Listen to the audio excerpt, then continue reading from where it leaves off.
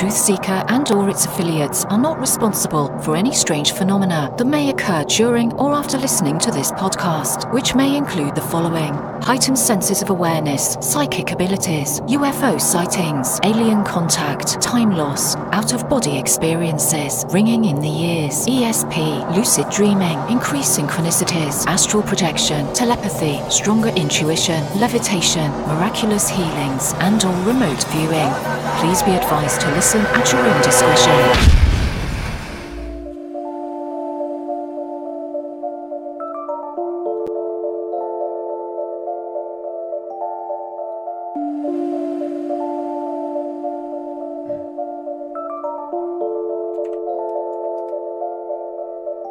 Won't you come and take me away? I just wanna be with you. Won't you come and take me away?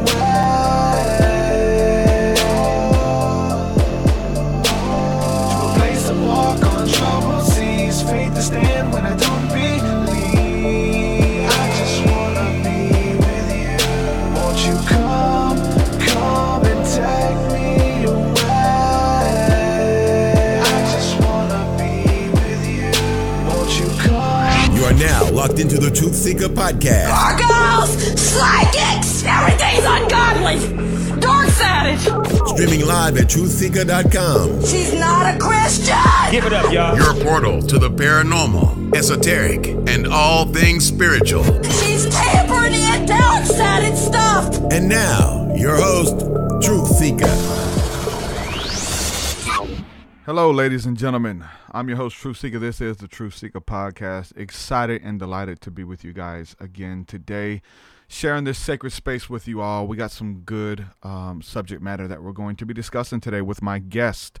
Before we get into that, I want to say a huge thank you to everyone who is supporting my work via Patreon. We are listener supported, and I could not do this without your help. So thank you guys for partnering with me, coming on board to help fund this thing financially, the music, the podcast, the meditations, everything that I'm putting out. Thank you guys from the bottom of my heart. I want to give a quick shout out to some of the latest patrons within the last week or so. Shout out to Robbie Bowen. Shout out to you, brother. Shout out to Noah, Monica Bendevez, Jeremy Smith, and Debbie George. Thank you guys for coming upon this boat with me and sailing. It's awesome funding this thing.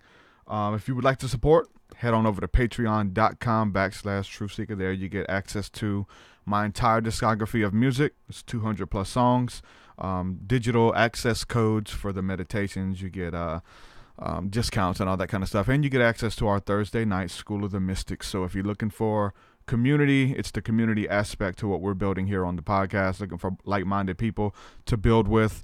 You get access to the Discord, all that cool stuff that's available, all for supporting at any level of giving. Patreon.com/TruthSeekah. Thank you guys again from the bottom of my heart. It means the world. Today's guest, hypnotist, Jason Linett. Jason, welcome to the podcast, brother. Hey, so good to be here. Thanks for having me. Oh man, I've been looking forward to this one. Been speaking about it with some of my friends who were stepping out in hypnotherapy. I've been taking some courses myself, and we're all excited about this conversation, man. You actually won Hypnotist of the Year for 2017 from the Mid-America Hypnosis Conference. You've been on TEDx Talks. You got so much stuff that you offer. You're killing it on the internet. You type in your name, and there's just pick and choose what you want, man. So you're out there killing it as far as your social presence and stepping out there doing live events and stuff. You actually run, Virginia Hypnosis, so you have your own practice and you have your own building and all that kind of cool stuff. So you're doing it, man. Again, welcome to the podcast, brother. I'm looking to discuss some of this stuff with you. Yeah, looking forward to it. Yes, that mindset that we can take our skills and bring them out there beyond the one-to-one. So yeah, there's the Virginia Hypnosis, which is the office I'm sitting in right now. But the whole digital side of things, including the book, including the training side of it, the whole catchphrase the world has become a lot smaller. And we've got that opportunity to begin to touch the lives of others in a much more direct way. It's awesome, man. When we're approaching the subject of Hypnosis. Well, let's don't go there yet. Let's just get a little bit about your background, man. What got you interested in hypnosis to even begin with? Let's just start there. Yeah, sure, absolutely. I started actually my career path in a very different direction. I was working in management in professional theater. So I wasn't acting, directing, or designing. I was the guy behind the curtains calling cues and helping everybody get along, which there's a lot of psychological training right there. And it goes back to the welcome week of my college. And someone came to the university and did one of those stage hypnosis shows. And I'm watching, I'm amazed by it. And it just piqued my curiosity enough to want to go out and learn more. So picking up as many books as I could, going to courses, picking up videos. And admittedly, I was looking for that stage hypnosis entertainment side of it. And all the books I was picking up were all hypnotherapy based. So it wasn't exactly what I was looking for, yet it was fascinating. So I kept looking at it. So the years progressed in the theater world and the professional side. There's Actors Equity Association. That's the union that governs stage actors as well as the stage managers. And I became a member of that in that theater career. Meanwhile, the hypnosis had kind of been growing as a hobby. I was doing some speaking engagements, some presentations. I was working with individual clients. And it really helps to solidify that discovery that just because you're good at something doesn't mean you have to do it the rest of your life. So I found myself on that track to get what I'd perceived to be the dream job in the theater career. And as soon as it was there, it felt like a bit of a kick in the stomach going, I don't want to have this lifestyle anymore. Here's this thing I've been doing part-time and inspiring people, helping them overcome challenges. Yeah, let's go off in that direction and do something very, very out of the ordinary, as it were. So part of that journey has been a lot of speaking engagements, a lot of time working with one-to-one clients. And as you mentioned nicely there in the intro, the opportunity to reach beyond the physical space, whether it's training that I do now all around the world, either in person or remotely, and just that opportunity to, again, take what we can do as a skill or even a service and take that out to a much larger audience. And just that opportunity to take what's working sometimes and reinvent that model time and time again. It's definitely working, and there's a way to do it, right? It's just not just presenting it. Like, it's a way to present it. I think you're doing a really good job at it with your website. It's phenomenal. Everything that you have to offer, all of the free stuff that you have, just to kind of let people know what you do. It's amazing, man. Moving forward, talking about hypnosis, hypnotherapy, is that the same? Is it one and the same, or is there a difference? It's a bit of a funny answer in terms of our inner dialogue. We're basically talking about the same thing. And just to give some of the logistics of things, the word hypnotherapy is a bit under fire in some communities. This dialogue has very little to do with the word hypnosis and practically everything to do with the word therapy. Just that in certain states, therapy is a licensed terminology. Wow. Okay. Yeah. So going back to the early 1950s, hypnosis breaking off as its own separate and distinct profession. So it's where I tend to just subscribe to the word hypnotist, though if I'm working with someone one-to-one in terms of a changing modality of work, we can brand that as hypnotherapy. Yet again, I'm using the words. There's also a small business element of that about 100,000 plus people are searching for hypnotist and less are searching for hypnotherapy. So I bow down. Let me write that down. Moving forward.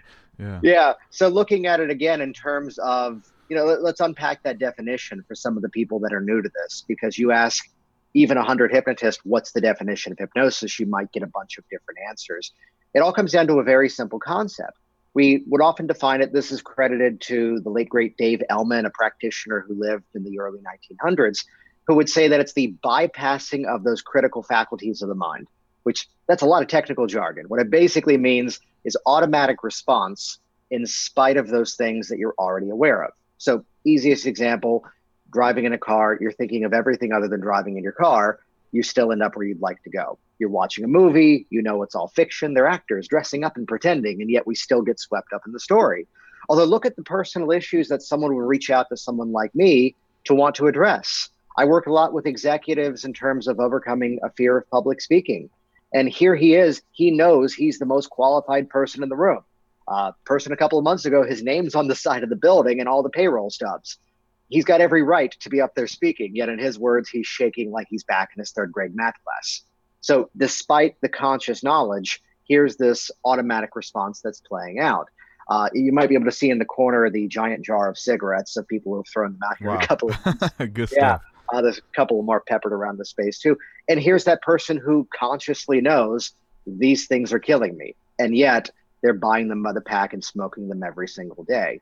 So it's that entry point to realize in some way you're already doing hypnosis and I'm someone who helps you to do it even better. To use those powers for good, as it were. Yeah. And whether it's, I think a lot of people may think of, the spiritual side of it, which I want to get into that because I kind of approach it from like, spirituality, but it's something very practical as well, right? Especially when you're talking about, I've heard you say in some of your lectures talking about, basketball players and people who just get in the zone and they find that flow state and they tap in. Like there's a place mentally that even you have to go to enter that. And it's a place of determination. I can do it. I know I can. I know I can. I think I can, or whatever. And telling yourself that when you show up, hey, I've already convinced myself that I'm the man for the job and everything's going to go good, right? Right. So where we can look at it in terms of, from my perspective of things, it's not so much about what's wrong with you and how are we going to fix that. What's great about you and how do we harness that? How do we put that into use? And you can imagine, I spend time talking to people in business, and part of that mission statement is to realize, okay, here's everything I've done in the shape of my businesses. And I'm in a world where I sometimes have to convince people that I'm not going to hypnotize them to cluck like a chicken or bark like a dog. Not that I've actually ever met someone who's done those things. So it seems the misconception of that is a misconception on its own. Exactly, right. So if I was able to do these things with that barrier, let's take other people in business, whether they're in music, whether they're in real estate, graphic design, whatever it may be, you don't have the barriers that I've had. And to take some of the principles and the strategies that I've put to use over the years to build what I've built. Although think about it for a moment that oftentimes I'm going into the corporate world. I'm going out there and I'm giving the keynote at a convention or some sort of gathering for their business. And imagine the walls that might be up in terms of hypnosis. And this is that foot in the door to have people realize, don't let the word hypnosis scare you. The most successful people I meet, they're already doing this. They're just perhaps calling it something else. They're doing something consistent to get in that zone. They're doing something consistent to get in that peak performance state of mind. That the salesman is going somewhere in his mind as that phone is ringing. So he is 100% and on the moment that the call connects. That's a lesson I learned from observing actors like 15 years ago, that it could be whatever personal story was going on backstage. The moment they stepped on stage, there was the audience and there were the lights. They had it. So that ability to go into that place in our mind, and it's where I keep using the branding around work smart, to work with purpose, to work with focus, to work with intention, and to be able to actually turn on that state management quality by choice rather than hope it's a good day. What is it about the point of contact with another person? Like if that, you know what I'm saying? It's something that people can do on their own. They're already doing it. Even in, negativity. They're saying, I'm stupid. I'm dumb. I'll never be anything. They're speaking those things over their life and they're changing the way their mind works or whatever, changing the way that they respond to everything by simply their belief system. This is something that people can harness on their own. But what is it about the point of contact of let me seek out someone to help me, maybe kind of hone in on it? Even if we look into like, confessionals in like the Catholic Church, like let me just tell you, let me get it off my chest. I know I'm okay with God or whatever, but let me get it off my chest. And that person who almost acts as a conduit to help you get in that zone. And when you have the jar of cigarettes behind you, it's very similar. I've seen people come to church, right? They'll come to church and they'll have drugs on them and they'll have guns and all types of things that they leave at the altar. Like, this is where I'm leaving it. This is the point of contact, the point of reference that I need this thing to make up my mind, whether it's the new year to start a resolution. There is this point of reference there. What is it about that of having someone to come to help us with that, Well, it's where you brought up something beautiful there, which is that there's a terminology we would use of what's called a prestige suggestion, that from a position of authority, someone says something to somebody else and that message sticks. So perhaps it's the parent, perhaps it's the coach, perhaps it's the teacher who says something negative to that person. But we can also look at prestige suggestion as an internal thing. It also could be a very positive thing. The moment someone says to you, you know, you're really talented at this music, you should make it your life's work. And we hear that and go, yes, I'm going to go after that. What you've really helped to highlight there is that I live by the phrase that some people would tell you it takes 30 days to start a new behavior. I would tell you those people might not be using the best of methods, because major life changes can happen in an instant. And if you want a simple example, you know, scan your own internal experiences and think about if there was a moment in a previous relationship where, let's phrase it this way, new information was discovered and that thing was over. That wasn't a sit down and draw out the pros and cons kind of list. Just, nope, I'm out of here. If there's ever been a change in the way that you think about the world around you in terms of even whether it's religion or politics or major belief systems, these are things that we're capable of doing in an instant. So it's where sometimes that, yes, let's call it out easily. There sometimes is that moment where the person reaches that point of threshold on their own without having to reach out to someone else. In a slightly indirect way, yeah, there's the jars of cigarettes here. I can credit the first smoking cessation success perhaps to when I was maybe 4 or 5 years old. And all I had to say was, I want to go to grandpa's house. He smells bad. And that was relayed to my grandfather. And he went from cigarettes, cigars, and a pipe every day to throwing all that stuff out. So there's that moment of, we sometimes can wait for that catalyst for change. Or as you brought it up, sometimes we can facilitate that catalyst for change. I mean, one of my parts of my backstory is that I tell it as about 6 years ago, I had developed a very embarrassing habit, which wasn't necessarily that I was overeating or drinking or drugs or any of the things you would think of being a habit. Instead, I kept spraining my back.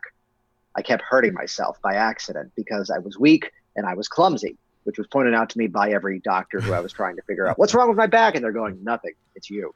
So, and it came back to a moment of kind of ignoring that advice for years. And at the time, my son's now 5.5. And at that point, he was a newborn. I'm carrying him up the stairs and I'm winded. I've got to sit down and catch my breath. And here's that moment of just enough is enough. And I've been now ritualistically at a gym in the mornings, building up strength ever since then. It's where people would hear the routine that I do. I'm up around 5 in the morning, typically 5 or 6 days a week. And they would go, how do you do that? And the answer is just, that's what I've been doing now for like 5.5 years. That's just what comes naturally now. So it's where we can look towards that internal source, but sometimes that inspiration comes from an external source. And I'd say to anybody out there, whether it's someone like me, someone like you, or any other position, to recognize that it's actually a position of strength to go, I need assistance with this. I mean, even in terms of business at times, here's a person who knows how to do things that I don't yet know how to do. And rather than trying to be all self-righteous and go, oh, I can figure this out for myself. Sometimes here's that person that I paid an amount of money to go, just coach me, tell me what I need to do, to call up someone I know and just say, hey, point me in the right direction. Hey, look at this. What do you think? That moment of making that ask, as you alluded to, whether it's the moment of going into the church, reaching out to a friend or whatever these scenarios are, that's actually a starting position of strength. So harness that moment, put that into use. There's no shame in that. Some of the things you have listed on your website here is just like practical stuff that we all deal with. Like any of us can be a victim of this stuff or be a victor, I guess. Stopping smoking, weight loss, anxiety relief, pain relief, improving confidence, overcoming fear, stress relief. This is stuff that everyone, you know what I'm saying, deals with. Dealing with this stuff, does it work for anything and everything? Like if there's this, okay, I want to do better in my business. How do I retrain my mind that's going to give me results? Does it work with everything, you know? This is one of my favorite things to talk about, that you could look at, you know, let's set the website aside for a moment. Let's look at the schedule of some of the people I've seen in the last month. Here's a guy who is really successful in his career, yet he has realized there's a sticking point that he's not assertive at all. He's kind of that pushover and people are taking advantage of him. Meanwhile, here's the 13-year-old baseball player who was the star athlete who is now afraid of being hit by the pitch. Here's the person coming in to quit smoking, and now here's the person fear of flying. And that's just this week so far. And you could look at all those things and you're going, are you really supposed to believe that it's going to work for all these things? When we look at personal change, in my opinion, it's all contextual. It all comes down to 4 basic questions. How do you feel now? How would you rather feel? What are those things you're doing now? What are those things you'd rather be doing? So from those perspectives, it's where I live by the idea that there only needs to be one expert in the room. So a couple of years back, a professional golfer calls me up and he's asking me, how often do you play? And I give him the honest answer. Well, I'm the one who, when I'm playing putt-putt with my children, I'm the one asking, can we stop keeping score because they're beating me. Yeah. Not my skill. So if you need advice on your swing, clearly you're calling the wrong person. But let me ask you this. You're standing over the ball. How do you feel? Anxious. What are you thinking about? I'm thinking about the one that went in the water about 3 holes ago, and I'm playing the rest of the game trying to catch up. How would you rather be thinking? How would you rather be feeling? And he feeds me that response. He is now writing the process of now taking the 50,000 hours of training and experience and all that I've been through all these years, along with listening and calibrating to him. And it's about custom designing that experience for that gentleman in that moment. So there's a story years ago. I mentioned gymnasts. Years ago, a gymnastics coach read an article about me and just started sending a ton of people. And you try not to play the game that's always the same thing. Yet, hey, I'm a gymnast. Mm-hmm. Okay, so you're afraid of flipping backwards in the high beam. Yeah, how'd you know? Because it's always the same thing. And sometimes there's an event. There was a reason why the fear was installed. It's where I do a ton of work with people for public speaking, specifically that person either trying to break out as the entrepreneur or that person who is trying to climb that corporate ladder. And I eventually found the pattern of just saying, look, before we start chatting here on the phone, let me just lay something out there. Are you business owner or employee? And as soon as they say employee, I go, okay, good. So you're looking around, you're realizing there's people you're more qualified than that are excelling within your profession at your business. And you're thinking, why not me? And part of that is that you're terrified to stand out and speak. And they go, yeah, how'd you know? Which you do something enough, you start to notice some trends. Yeah. Everything's always customized. But again, looking at it from that point of view of going, what's the feeling? How do you want to change it? What are the activities? How do you want to change it? And it's from their expertise. They know their situation. They know what they want to achieve. And I'm the one who can help to put the right words, the right techniques in the right order. And really it takes on the respect in our modern era that it's not necessarily into poke fun of it. Not that I'm the almighty hypnotist and I am going to make you do these things. It's instead, let me step into that educator mindset of here's how strongly you can do this for yourself. To build a business now that's based upon raving fans rather than lifelong dependence, that my goal is to look at you as a client and say, professionally speaking, I hope to never see you again. Which is where, again, which is why I've got so many referrals as part of the business. But at the same time, it's where in recent years, capturing that same knowledge, whether it's a digital project online, whether it's the book that's coming out very soon, whether it's standing on a platform and delivering that message to many, it's always down to what are those things that you want to change. That's always going to be the catalyst for that. And I tell a quick story here. I think we've got some time for this one, if it's all right. That there's a wonderful hypnotist who passed away a couple of years. Actually, I believe last year. His name was Jerry Kind. He was out of Florida. And I can appreciate the intention behind this. He would tell his students, when someone calls you up for something, tell them, oh, yeah, we work with that all the time. That's easy, which is a great thing to do for somebody. It's building confidence. It's building authority. I was cautious about that because I didn't want to lie to somebody. Yeah. And suddenly the phone rings and this woman is doing the slow reveal. She's not directly saying what her issue was. And as I replay some of her chatter, your imagination may go where mine was going. She's going, well, my husband and I were kind of traditional and, we didn't live together until we got married. And there's some things about him I've come to realize that I think we should work on. And now I'm interjecting going, well, if it's something he needs to address, have him call me. She goes, no, I think it's something that I should work on first, and we're very traditional again. And she's telling, and my mind is going to other things. And I finally go, well, what seems to be the issue? She goes, well, his jaw clicks when he eats and he won't go to the dentist to get that fixed. And the sound is driving me crazy. Could you hypnotize me so his clicking jaw doesn't bother me? And I catch myself slipping and saying, oh, yeah, I work with that all the time. That's easy. To which she, of course, goes, really? I go, no, of course not. However, here's the person with tinnitus, tinnitus, the ringing in the ears, and here's what we can do to alleviate those symptoms. I'm in the Washington, D.C. area. Here's the person who is now being driven crazy by the sound of street noise and planes overhead. And here's how we can tune down the sensitivity of those sounds. The same things I would do with those people, that's what you and I can do together. Make sense? So I'm building the case for the effectiveness of it, but also just at times just throw out the transparency as to here's what we're going to do together, that you're going to learn how to do this for yourself, which, sometimes it is the quote bread and butter of people coming in, anxiety relief. I do a ton of work, again, public speaking issues, stop smoking and so forth. Yet it's where the creativity of the process, the creativity, the confidence, the flexibility of it comes in, just by opening up that calibration, listening to the person in front of you. This is the same principle for business. What is that person's specific needs? And if we're a fit for that, feed those needs back through the parameters of what we do. And if we're not a match for that, thank you so much. Perhaps here's a resource that may be a better fit. That's awesome, man.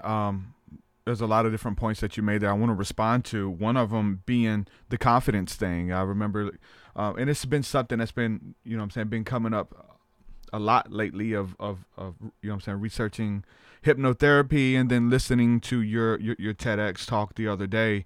You talked about like a lot of the success rate comes from just them believing that you can do it. Maybe even if you can't, maybe if you're taking a shot in the dark, but that shot in the dark is a confident shot in the dark, and they believe that you know what you're talking about. And the success rate for people just simply, okay, I've come to the right guy. They're going to help me, even if you don't know, but you're assertive. You speak with authority, and hey, we're going to help you knock this out. We've dealt with it before. Maybe your first time. We've dealt with it before. It's going to be easy. So that confidence thing is a big one, right? I know you talked, a lot about that in the TED Talk as well, and building that rapport too, right? Yeah, and I'd give a filter for that. And for those who haven't seen that talk, if you simply go to rethinkingrapport.com, that'll redirect over to YouTube. There's one of my good friends and someone who I considered a mentor as well, who Michael Elner, passed away actually earlier last year. And he would often teach in his thinking that hope is realistic.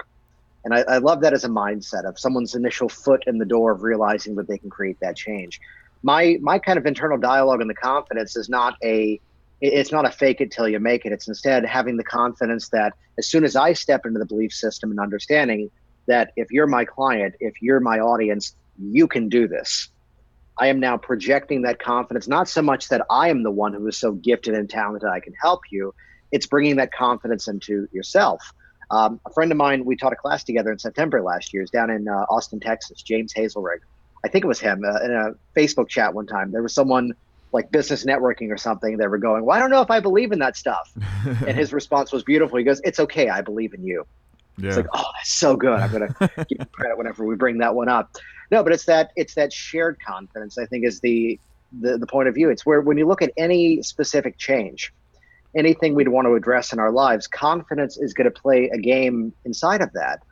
Whether it's the confidence that either we deserve to pull it off, or we actually have the skills to create it, to make it happen, or sometimes even the education is possible in order to make that happen. Yeah. I mean, I've got a book coming out in about 2 weeks at this point, and it's the period about this time last year of going, okay, here's all these ideas that have been floating around, and I want to do this, yet I've never done this thing before.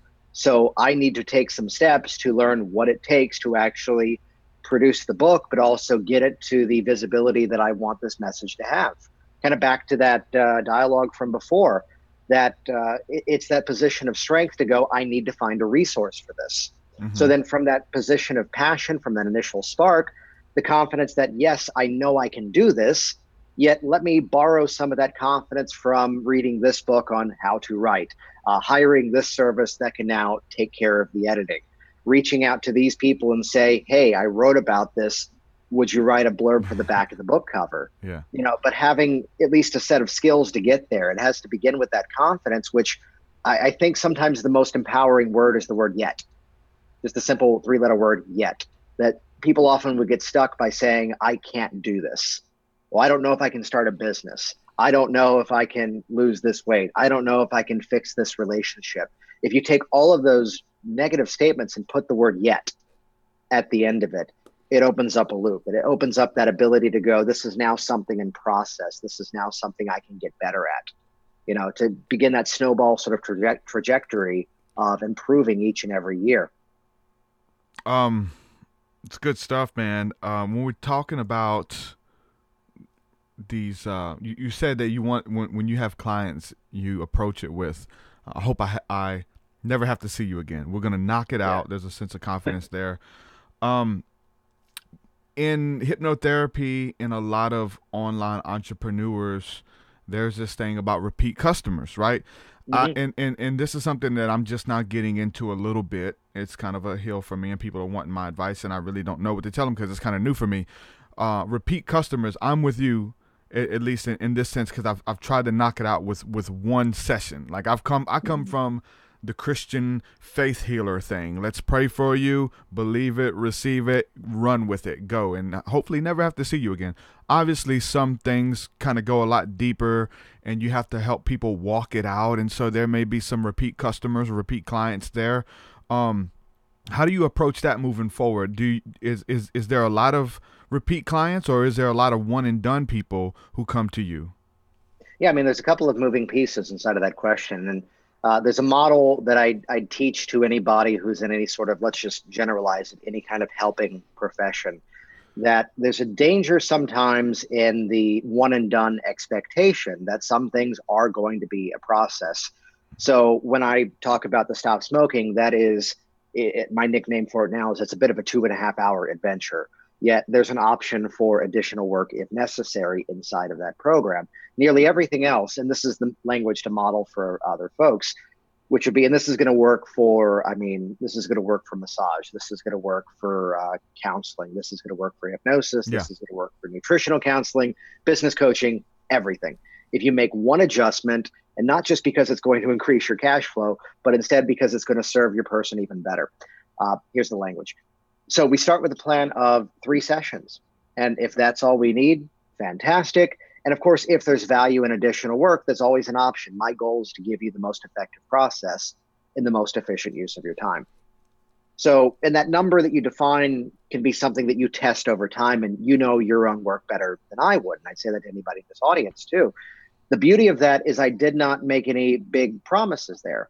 Now, I have many people that I've seen just those 3 times, and we're all satisfied by it. And now they're out there talking about their result. They're sending referrals. I've got a large referral base in terms of past clients. Yeah. And that's what's allowing that continuous stream. The other side of it too is that here's that person who it's a little bit more of a journey, or the whole concept of what we call generative change, that now that I've done this, that's now enabling me to do that, now enabling me to do this. I mean, that's good. 2 quick stories come to mind. That there's a guy, executive, who called up originally for public speaking. And the issue was, he goes, there's a number of positions at work that I'd love to get the promotion for, yet until I become more visible with my speaking and taking more leadership roles, I'm just not going to get those.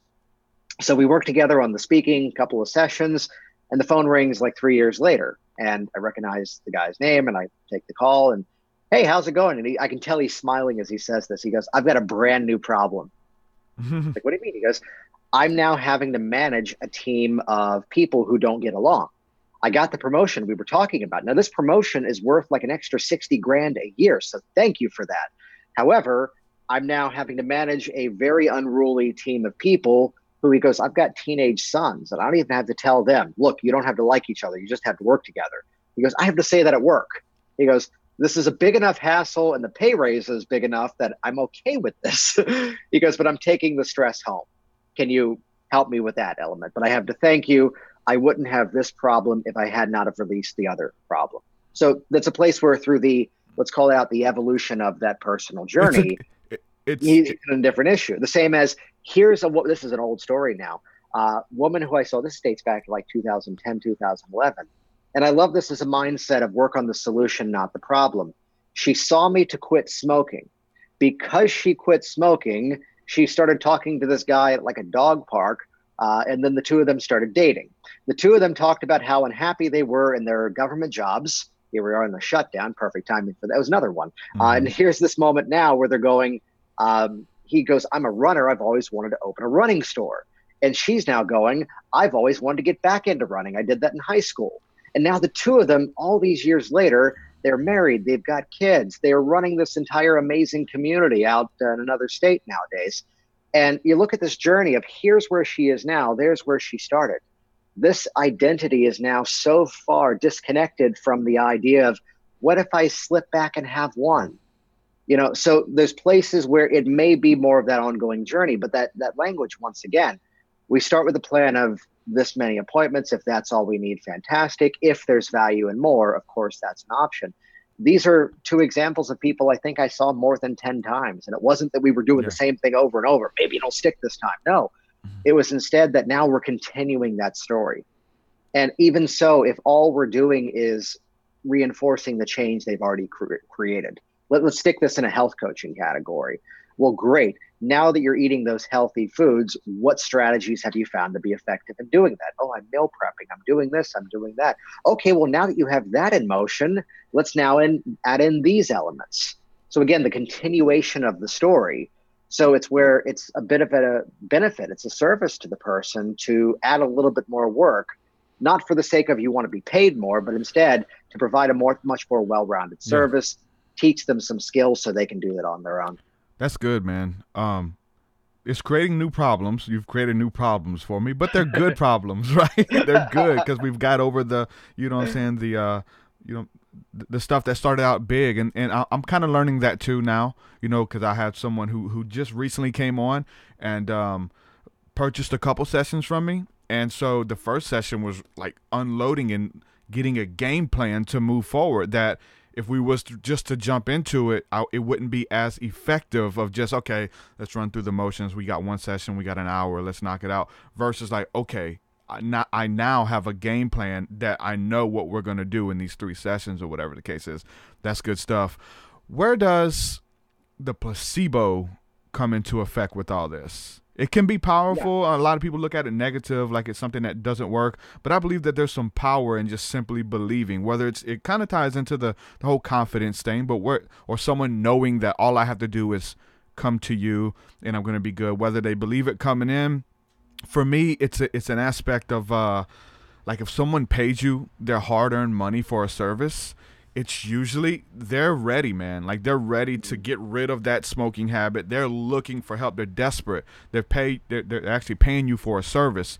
That act of faith, if you will, helps the process go a lot faster versus trying to convince someone, hey, you don't need to smoke anymore. Let me tell you why. And just kind of like trying to convince them out of it. They're already looking for help. So that helps a lot. But where does the placebo tie into everything? And let's look at that concept from a bigger perspective first, then we're going to get it specific to personal change, which is that our mental expectations are going to be an influence on everything that we possibly do. And here's a simple example. We had a couple of sort of handyman style projects to get done in our home. Just little elements like, here's that light switch that's not working. Could you repair that? Here's this, I'm only 5'4". Here's this attic access that my wife and I can't reach. Can you switch out the door so now we can actually pull it down ourselves? And the contractor that we hired is I've known this guy for 10 years. And the entire way through the project, I am just looking at all the details of things and going, wow, he's really good at this. Meanwhile, my wife, and this is no negativity on her part, he is entirely new to her. And she's looking at it from a slightly more critical direction of going, well, they did touch up the paint around that light, but it's not actually the color paint of our ceiling. It's off a little bit. Let's find the paint in the basement and just touch that up ourselves. That's going to be an easier thing. Meanwhile, I'm in the process of moving my office, and there's this is the wonders of hypnotic language and reframing. What the engineer described as, well, there's a bit of a water activity and plus some there was a water event and organic activity. I'm going, don't dress it up. The ceiling was leaking and you found mold. This has all been remediated very quickly, but it's what's prompting the move. And as I've been rather critical about this crew of people that 4 months later still can't fix the issue, which is why I'm moving, it's where I'm being a little bit more cynical about the work. And I can recognize that I've been doing that, but at the same time, my focus now is on the next phase of things. So my illustration of that is that there's always going to be some sort of mental expectation to something. Let's bring it even into the concept of compliance. You have a personal doctor and you go to them based on the fact that you're sick with something and they say, here, take this series of pills, and maybe it's something like an antibiotic or whatever it may be. You need to continue with all 5 days of this. Even if you feel better, complete the entire medication. the more likely you have a good relationship with the doctor, the more likely you're going to follow through with that. And if for some reason the experience didn't go well, they made you sit in the lobby for an hour and a half, they forgot about your appointment, they said they'd call the prescription in, and you get to the pharmacy and find out, oh, they forgot to, it's not there yet. Now you got to stand there for an hour and wait. Some of our mental expectancy is starting to chip away. So I bring up these other examples because this is a filter upon everything. So it's where the same filters could be applied to the work that I do. It's a different category sometimes if you found me organically on your own. And, let's look at the training example. I do trainings here. I do trainings online. I do them around the world. If you're coming in and you just found me online and it's the first entry point and just the dates are convenient, the price seems right, and the location is good, versus Tracy, and that Tracy's business is where it is right now because what Tracy learned from me. And she's your friend. And I'm laughing at this example because 2 years ago, I taught a class in Vegas and there were 5 people in the class named Tracy. The joke was, if you don't know her name, just call her Tracy. There were also 4 Michaels, so the odds were good. And I'm actually generally referring to 4 of the same people named Tracy here. If you know Tracy and here's what Tracy did as a result from Jason's training, you're going into that, you're going to be listening more intently. You're going to produce a different experience from the same information. So here's where I take it instead. If this is going to be a factor no matter what, there's a principle that I've been playing with. I don't know if I like this terminology, but it's been working for me for 2 years, is that we can go placebo on techniques that actually work.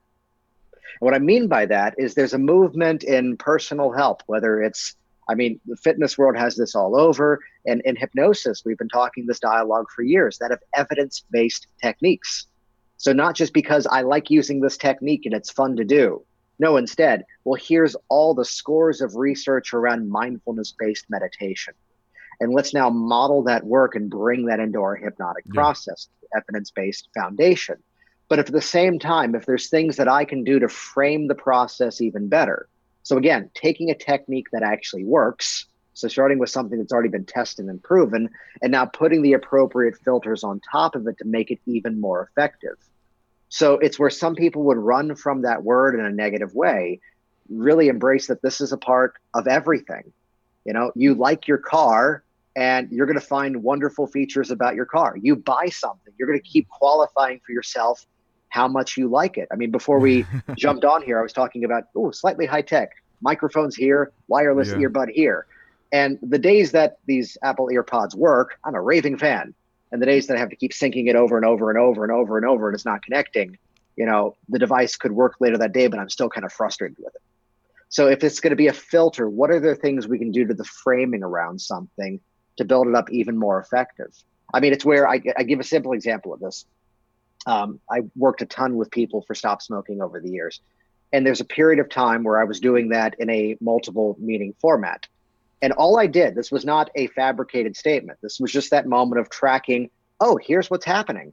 And I wonder if I say that to people ahead of the process, will that be more helpful to them? And it wasn't in terms of increasing my efficacy. It was just one of those, just so you know, this is something to be aware of type statements. So in that Stop Smoking category, I used to say to people, now, just so you know, we meet over a series of 3 appointments. And the overwhelming majority of people stop as early as that first appointment. They physically stop. There may be some mental cleanup we do in the subsequent appointments. Now, some people, a smaller group, cut back dramatically, now, which is still exceptionally good. Then we knock out the rest of the behavior in the remaining appointments. So again, the majority stop today and we clean up anything else in the next appointments, though a few may just cut back dramatically, which is still good. And then we just take care of the rest from there. So I just give you that as a framework ahead of time.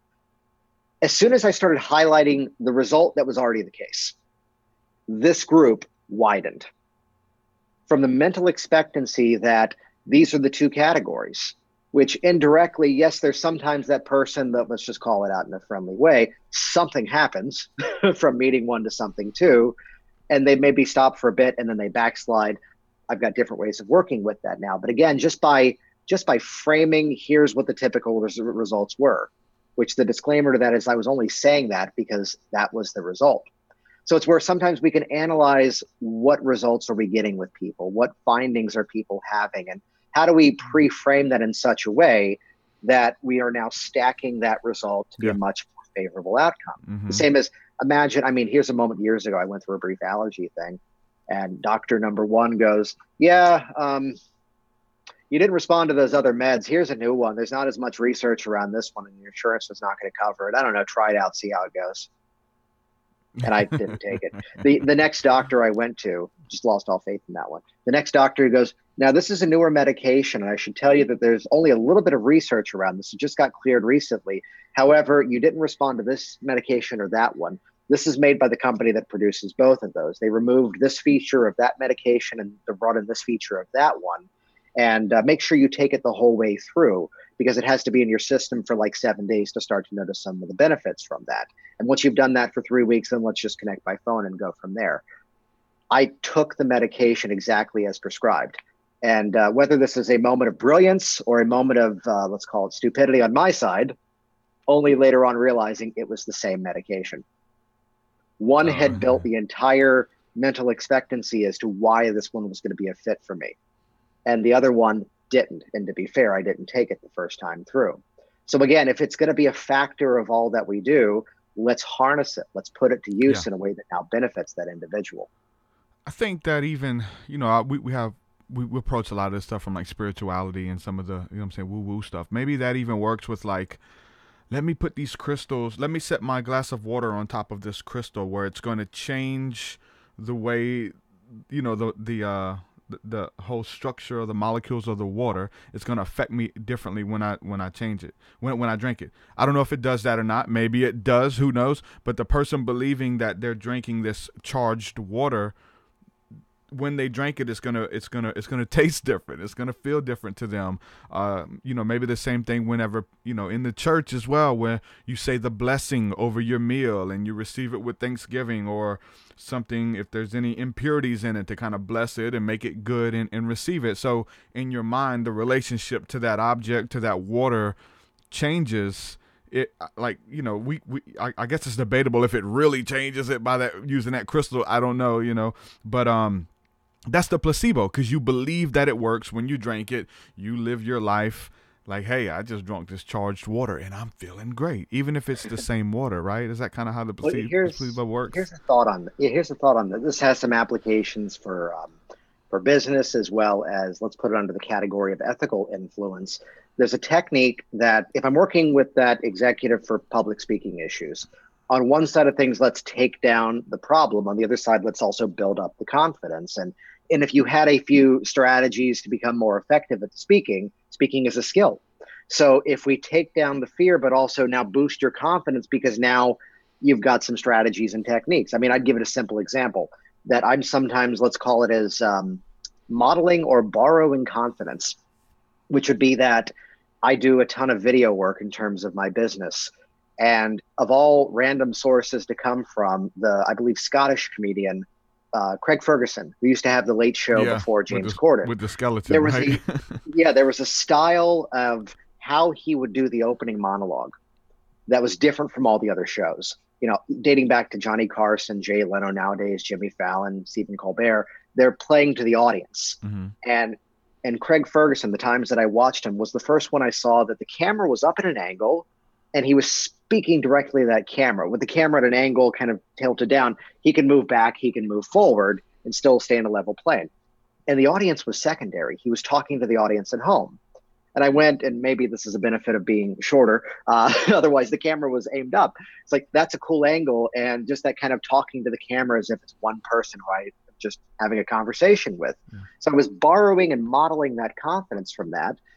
To look as well at, what's the other one? If I'm doing some sort of sales presentation, to look at how Steve Jobs would make that transition from here's the product to now here's why you need it, which was typically triggered by, but one more thing. They're on the phone and suddenly it's video chat and it's the Jetsons time all over. And he's showing the computer and, oh, one more thing. He's browsing the web. He picks it up. They didn't invent wireless internet, but they were the ones who got to premiere it. So that excitement that he had, that was a genuine excitement to share this cool new gadget that you all get to have in your home now. I bring that up here because this mindset of expectation, this mindset of other things coming in. So there's a technique that we call anchoring. And anchoring is when you connect a sensory experience to another sensory experience. And this is something we do on our own all the time. You hear a song on the radio and the song triggers some sort of memory. You walk into a room and you smell something. It's going to trigger some other awareness of something. So there's a concept called spatial anchoring. And the premise of that would be that if I was on a platform and let's say I was trying to do a sales presentation, and I'm going to move around here for those just listening to this, I'll narrate it as well.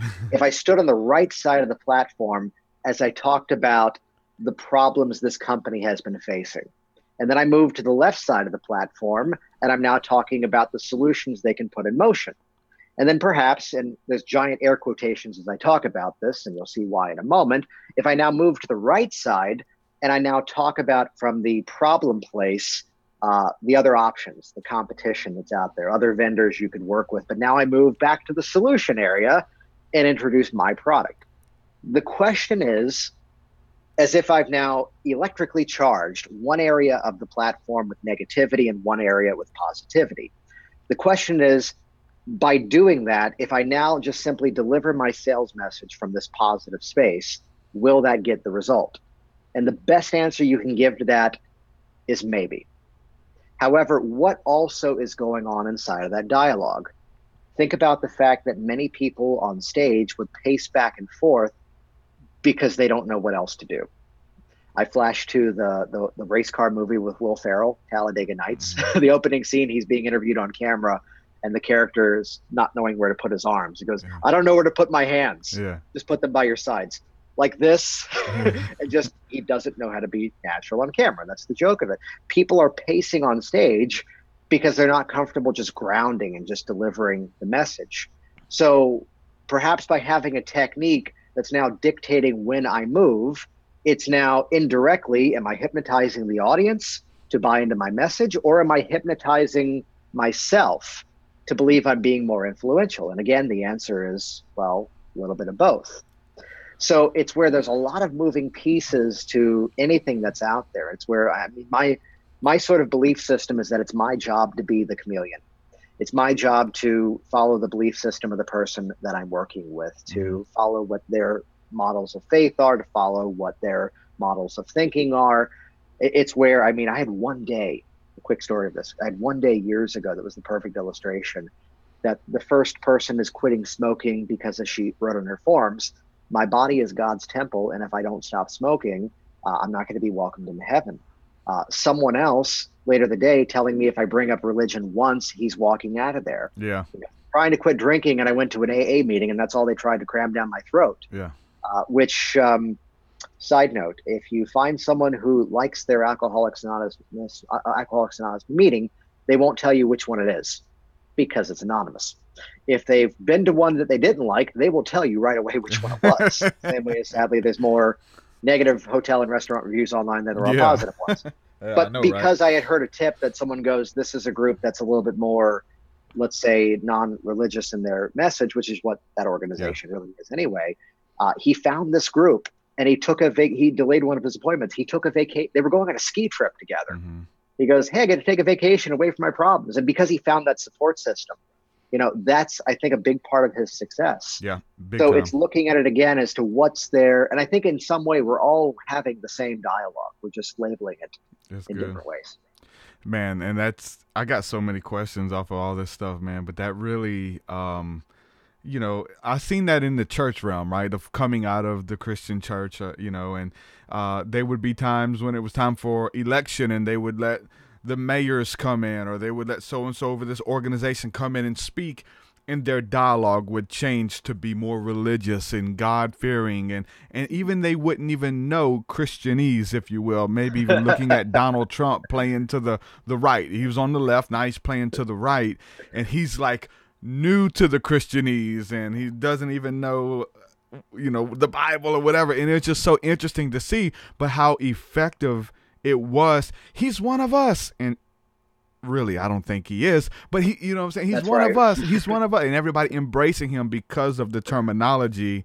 You go to this side, say what they want. I mean, we can look at Hillary the same way. She's for this, she's against that, and then cross-tying the words depending playing to the crowd, preaching to the choir, to immediately feel like to kind of win the hearts of the crowd, whoever it is. You have to change the This is where you can look terminology, at, right? there's a game that pops up if you track anything, either whether it's hypnosis or more the conversational side of it, neurolinguistic programming. Yeah. In any election cycle, there's always the game of this politician's using that technique, this one's using that technique. All of this is based off of effective communication. And it's where, were they doing hypnosis? Well, you can look at any effective communication and say there was something hypnotic in terms of the language patterns, in terms of the, I mean, when I use the word influence, that's a playful use of the word, because here's a guy who came into the office years ago and he goes, "You're just going to persuade me." And I go, "Yeah, I'm going to persuade you to feel confident in the situations you've already decided you want to feel confident, but you don't yet." Yeah. Makes sense? He goes, "Oh yeah, that does make sense." So it's where we can look at any of these things and say, here's traces of it. Here's elements of it. I tend to be, then again, when I bring in faith to it, it's where I have to often remind even myself, oh yeah, that's right. I grew up in a family where half of them were Southern Baptist and the other half of them were Jews from Russia and Poland. So that's an interesting mix. It's easier to follow yours at times as well. But my personal thing is I come back to intent. What is that thing that you want to make happen? What are those steps that you're going to set in motion? If we want to bring law of attraction into it, just look at the last 5 letters of the word attraction. It's action. So what are you going to do to set that in motion? What steps are you going to take to create that result that you've been thinking about, you've been talking about, and now you're the one who's going to set it in motion? Let me go kind of dark here a little bit. Yeah. You were talking about, what I'm saying, being hypnotized, and people do it knowingly and unknowingly. We're getting ourselves in a zone, shaping our beliefs, whether it's faith that's been handed down from our family. You're supposed to believe this, and repetition reduces resistance. And in fact, hypnotizing you through conversation, right? We can hypnotize ourselves by speaking things over and over, hearing things over and over, whatever the case is. Which again is a place where we can draw a line in terms of things that are hypnotic in nature versus the formal process of hypnosis. The media. Yeah. You know what I'm saying? Propaganda. Smoking was a big one. Like, who has the best cigarettes? Now, I mean, you're helping people quit smoking now when propaganda was used by the doctor. Doctors choose Marlboro or whatever. Back in the day, the doctor would would advertise the healthiest cigarettes. You know what I'm saying? So even if it's used in a negative way, like, so there's all of this. Maybe someone mentioned, is it similar to MK Ultra? We'll just get into programming of literally television programming by the things that we're watching, the things that we're entertaining, being programmed by without even knowing it, right? So that's happening too, right? We're being programmed through the things we're watching without knowing that, hey, we're going into a hypnotic trance. Maybe you're falling asleep and the television's on, and that stuff's getting placed in your subconscious or whatever. How does that work? Because I wanted to kind of touch on that, but this is kind of tying 2 questions together. How does that work from us just talking about it? And I believe in being intentional with conversation. Like you said, encouraging people. Yeah, you can do it. I can see you doing that. You'd be a great public speaker. Yeah. And just conversation versus going into whether it's trance state through, hypnotherapy, hypnosis or whatever, and implanting those thoughts there. Like, how does all of that kind of come into play? Which, for some odd reason, I have to answer you first by telling a story that involves the singer Katy Perry, which is that this is many years ago when I was in the theater career at the time.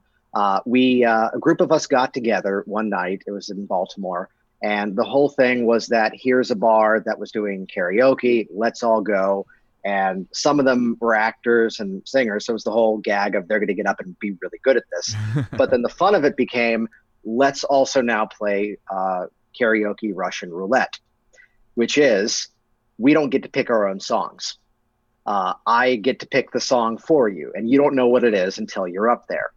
And there's this one guy, big, muscular, leading man style guy that he gets I Kissed a Girl by Katy Perry.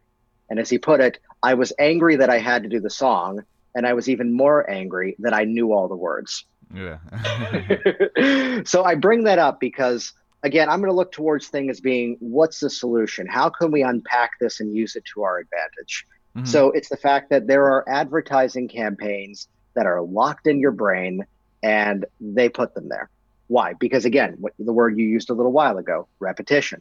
So we hear it over and over and over. So the makeup commercial comes on. Maybe she's born with it.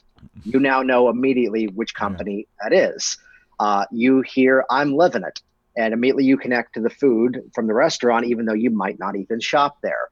You see that my headphones are white, and you immediately know because they looked around years ago and went, everyone else's headphones are black, let's make ours white. Across the room, I knew you were in my little made-up community. Yeah. So if this is a thing that's happening, let's model that for ourselves. Exactly. And forget my horrible singing. So no one told you life was gonna be this way. Yeah. So there are friends. So there are things that are there in your mind because, again, through repetition, we've heard them over and over. And I always come back to that karaoke moment. He goes, I was angry I had to do the song, and even more angry that I knew all the words. Yeah. So because it had been playing nonstop that previous summer, it was the big hit song at the time, and everyone knew it at the time. And he didn't know he knew all the words. Yeah. So it's where, as I'm speaking at times, is one of these strategies of calling it just that conscious programming. What's that message that you want to be using? And it's where we can get high tech with this. We can get low tech with this. The wonders of having our little devices in our pockets nowadays. Turn on that voice recorder memo.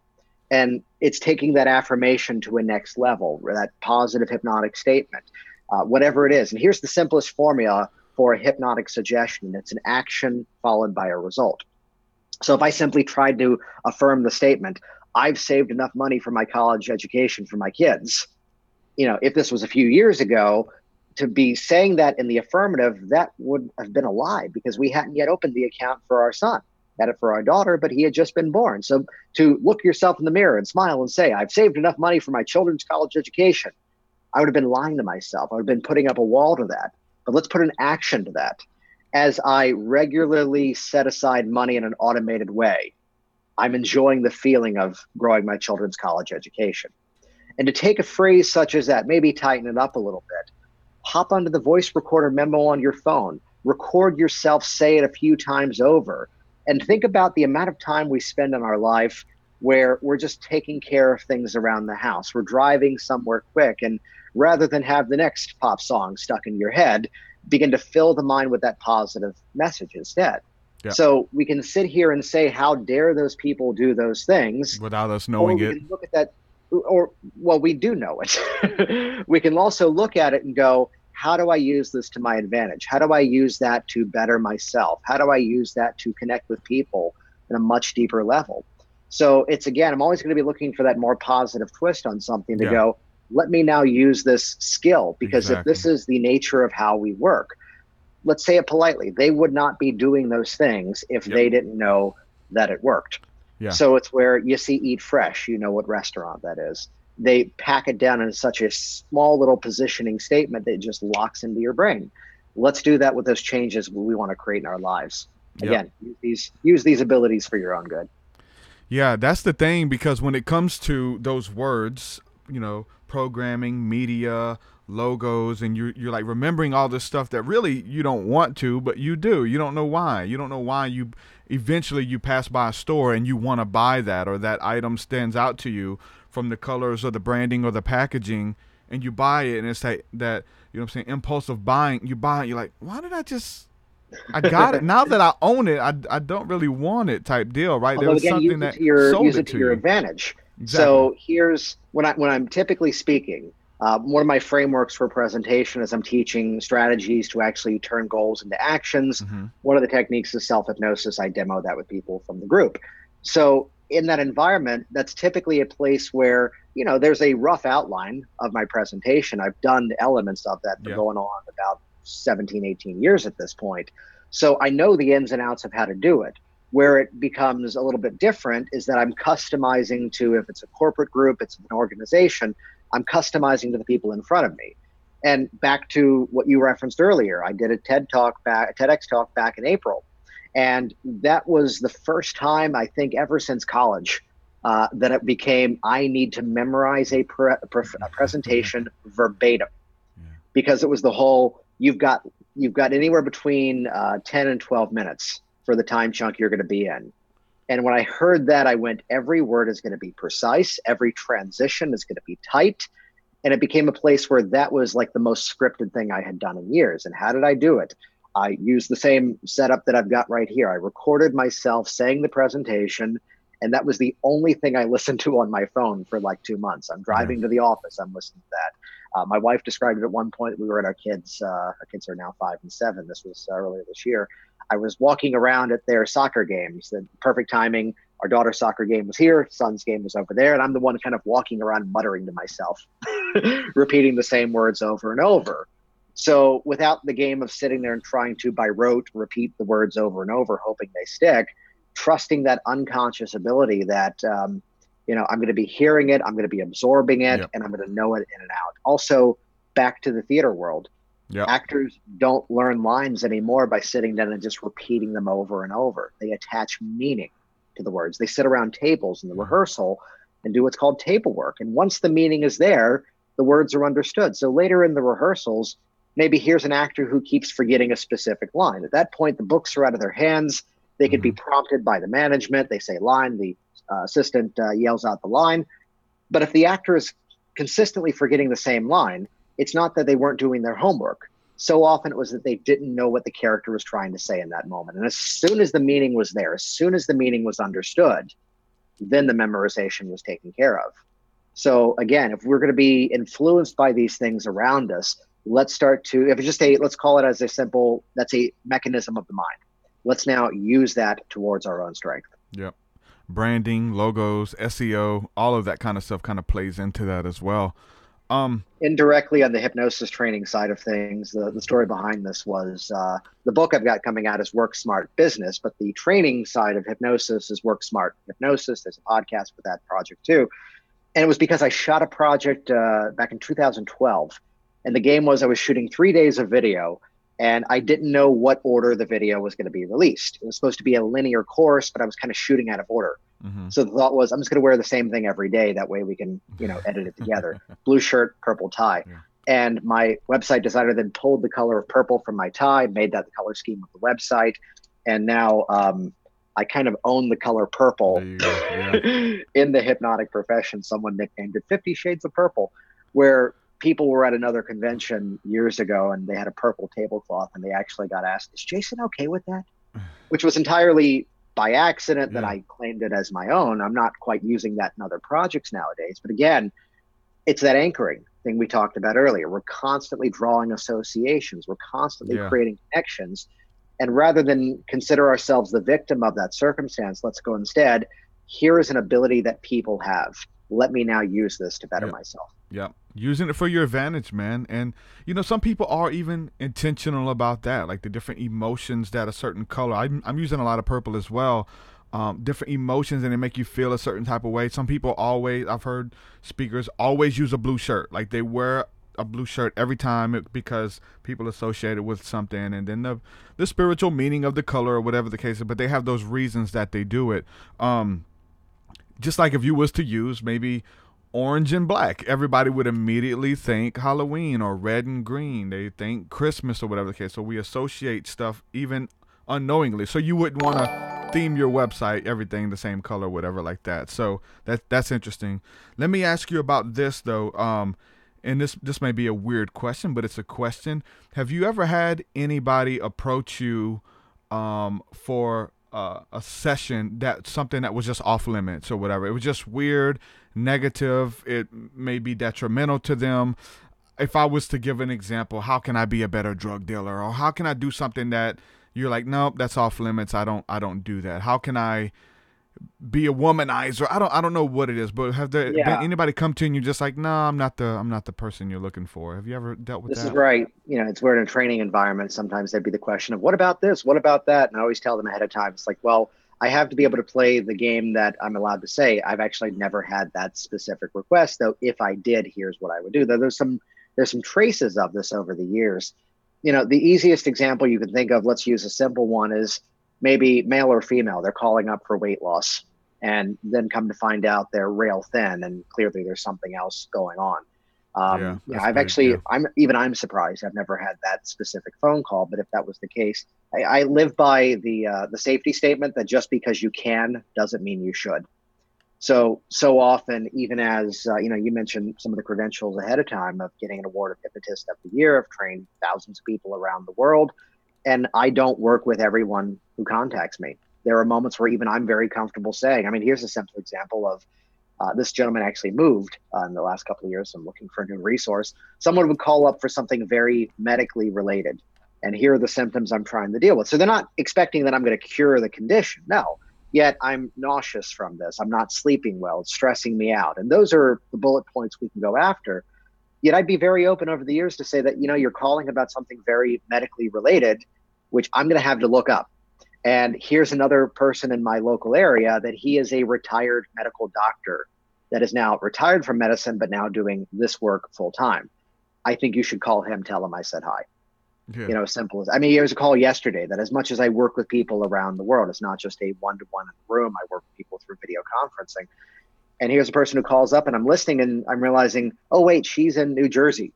And I have to go, how far are you away from this city? And she goes, that's 3 minutes down the road from me. And I go, oh, okay, yeah, just here's Brian's number. Brian's a good friend. He does great work. So there's that opportunity that, there's more opportunities around. The one category that I'd say has called in, and it's just me playing the ultimate just because you can doesn't mean you should. I need to pass a lie detector test, and I'm going to be very cautious around that because some of them have very outwardly said why they have to pass it. And that's every reason why, oh, no, you're not coming to my office. So again, it's to look at from the perspective. I think the bigger picture statement is that in any business, you don't have to work with everybody. You are allowed to pick those things that those are your specialties. And there have been moments where, let's call this one out. Someone has called on behalf of a family member who is doing something that they don't approve. And until it's that person's intention to change, then it's not the appropriate thing to do. Until it's that person's actual desire to create that change. There's all sorts of possibilities inside of just that general statement. But it's where just because you can doesn't mean you should. I think it's a great phrase to live by. And it's where there's an odd story inside of this one. In the end of the story first, she eventually called back and eventually her story changed and we worked together and she was successful. Yet it's this woman who called up and she goes, I want to see if you can make me stop smoking. I don't have any interest in quitting. I want to see how good you are. Yeah. Which I go, oh, this is going to be easy. I'm not going to try because this is a collaborative process. And really it's more so that I'm showing you how you can strengthen this part of your mind to make that decision in a new direction. Oh, you just must be a horrible hypnotist then. Well, if that's your criteria, I guess I am. Oh. And she is now off complaining to a bunch of her friends about this fill-in-the-blank hole hypnotist who wouldn't take her money. Yeah. And they're all now calling me and going, hey, are you the guy that they say the name talk to? I go, well, everything here is confidential. Yeah, we know you are. Yeah, I'm ready to quit. Can I come in? So she started it from a challenge position, which mind read that for what you will as to what may have been going on there and what her intention of that was. But eventually her complaining about this person who wouldn't even take her money out of the ethics of it, just, you're not going to be successful. I don't want you here. She was then seeing the friends who were then contacting me and they were successful. And she goes, okay, yeah, I'm ready. Let's do this. And has since been successful. So it's about recognizing where someone is in their journey. Though, again, if it's something that is illegal, immoral, I've openly said this to people over the years to go, I am firmly confident in my skills and your skills and the effectiveness of this work. Though I had a person a while ago that was, and I can do this with smoking. I'm okay with this with even drinking that, well, I do this, but I don't want to stop. I mean, years ago, here's a person, he goes, I smoke 3 packs a day. I want to go down to 3 cigarettes a day. I know that's not perfect, but that's definitely going to be better for me. It's like, sure, come on in. I see a ton of people who have come in because they want to cut back. They want to have control over the drinking rather than completely stop it. And by all means, let's do this. But here's the one who goes, I'm using cocaine very frequently. I just want to use it at parties. I'm going, I'm not going to be a part of this. Yeah. And I'd highly recommend chat with your doctor about this. They may have some resources for you. Yeah. Here's a psychologist or two in the area that I think would be a good fit. They work with issues with drugs. but not to bring in my personal judgment on this, but I don't think it's right for me to be a part of, doing it more recreationally Your than cocaine rather- addiction. Yeah. Yeah. Regulating your Again, it's where addiction. it comes down to, I think, again, the simplest statement in any businesses and any part of life is when in doubt, don't. Yeah. And it's where if someone calls me for something that I'm not the fit for, and if I don't have a resource, my language is positive to go, well, unfortunately, that's not something I think is within my expertise, and I don't yet have a resource that I think can help you with that. Though as soon as you find something that does help you, please call me back right away so I've got that as a resource for people in the future. Which, to use some hypnotic language terminology, that's doing what we call future pacing someone out into their outcome, and it's setting the expectation you are going to get through this thing. Unfortunately, I'm not the fit for it, but as soon as you do find someone, share that resource with me. So leave them, the dialogue is always leave them better off than how we found them. Good stuff. How we looking on time? What you looking like? I got a couple more questions here for you. Oh, I'm good. Okay, great. We have a question that just came in from my good friend Andrew, who's in the chat. I'm going to play this and I'm going to read it. Let's see. How about past life regression, Jason? Do you do it? Do you believe in it and reincarnation like Journey of Souls explains? Okay, I don't know if you was able to hear that, but he said, and I want to say thank you, Andrew, for the donation. He says, how about past life regression, Jason? Do you do it? Do you believe in it?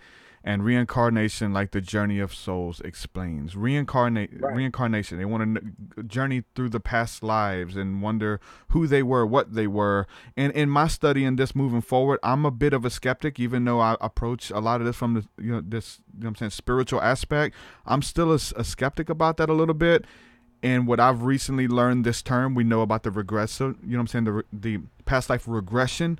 But I found out there's this other thing called suggestive thoughts, and kind of like suggesting that you were this, and then let's explore it and suggesting it. What do you feel about past life regression and going in? Do you work with people or actually guide them through that? Yeah, a couple of things on that. One is that, again, like I mentioned before, it's always going to be my responsibility to work within the belief structure of the person who's there in front of me. And to recognize that, again, whether we put it in a hypnotic dialogue or whether we go back to the dialogue we had a little while ago around marketing and advertising, we take in ideas all the time.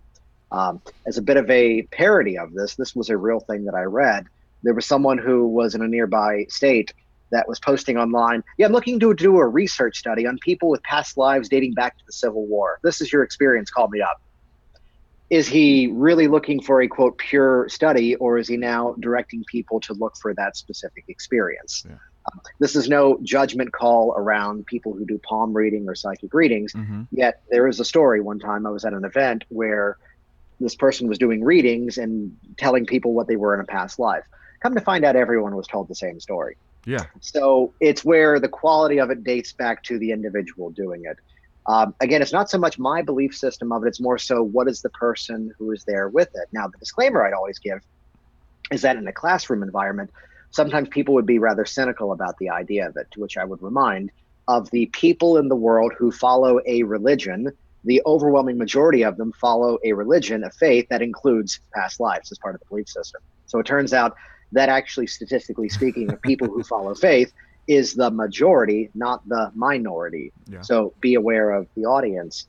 From a business side of things, I'm fascinated by it. I'm curious about it, though, again, we have the right to pick our expertise. So if someone calls me for that, I actually tell them, my passion is personal change. Here's where you are today.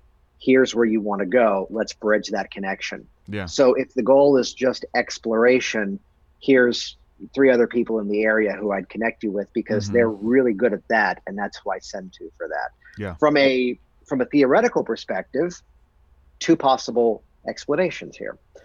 Option number 1, even a scientific mind such as Einstein would say that energy is never created nor destroyed.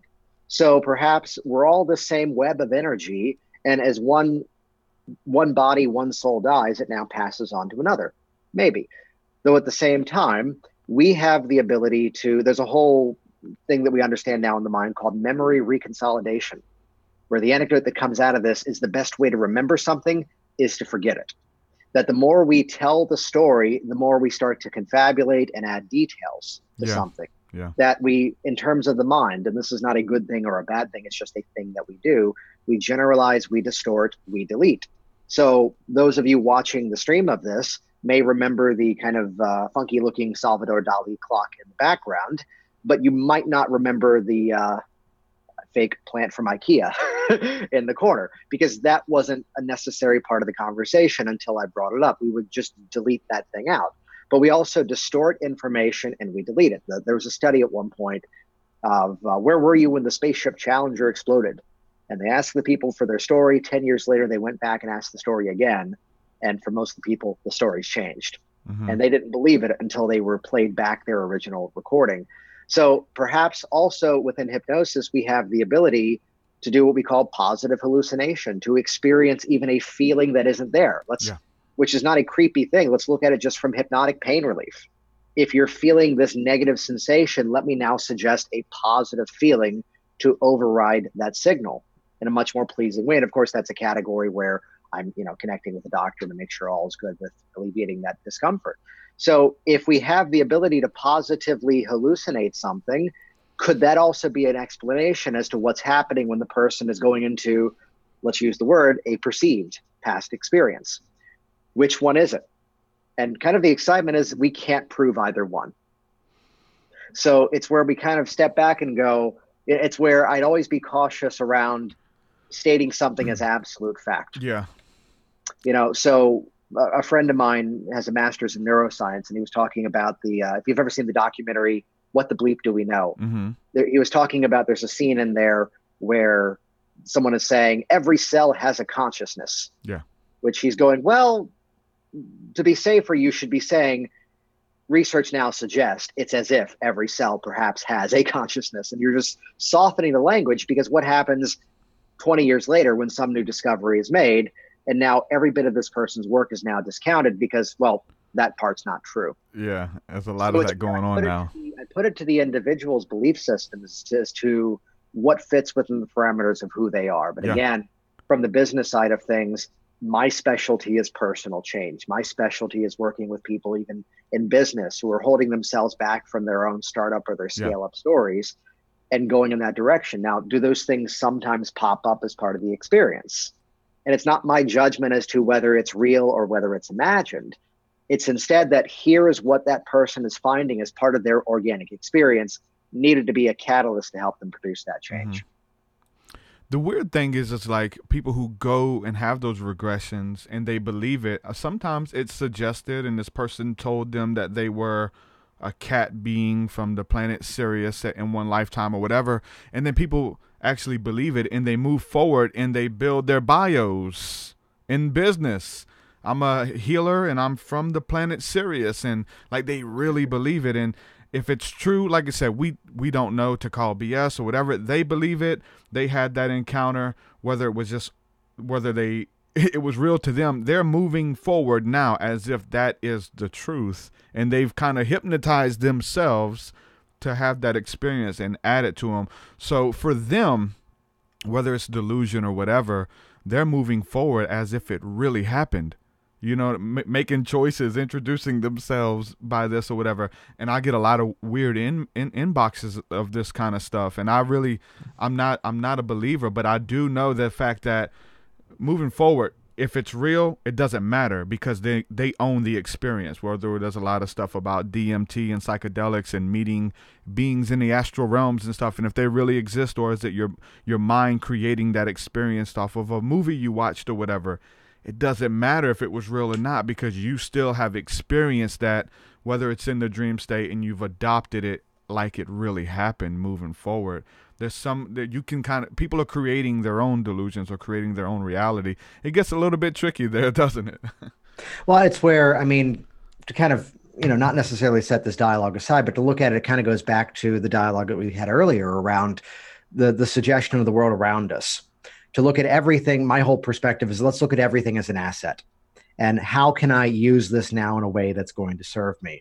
Whether it's real, whether it's imagined, whether, here's the situation where part of my business story was the worst business advice is what made me an instant success. that people were saying to me, it's going to be slow your first year. People won't come see someone who doesn't have testimonials or referral sources. Maybe you should have started part-time.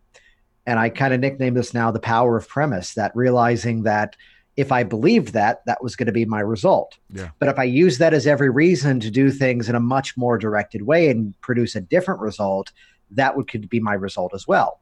So they were all saying it's going to be slow your first year. I refused to buy into that idea. Instead, I believed in my story that if I go out there and I professionally represent what I do in a professional way with passion, that's going to drive people into my office, which it did. So I'd look at everything again, back to that statement of look at it as an asset. And what are you going to do with that?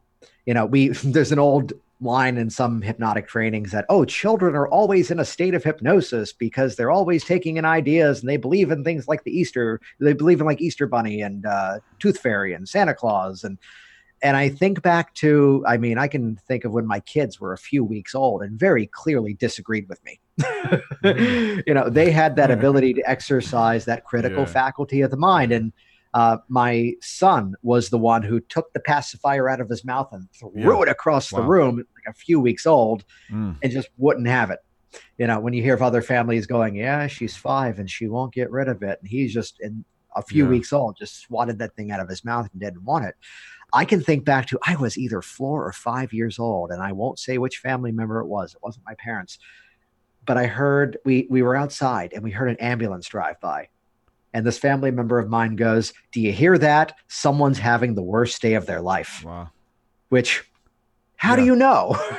Which, because we had a family member or a friend, I forget the scenario, that had one, part of my mind was going, what if, like, it's an organ donor situation and now they're being rushed to the hospital to get to this life-saving procedure?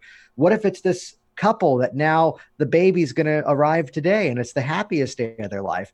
Here's this sound, which from their perspective of negativity, someone's having the worst day of their life. And instead, well, what if it's the opposite? It's going to be slow your first year. What if I use that as every reason to break out and make it work from day one?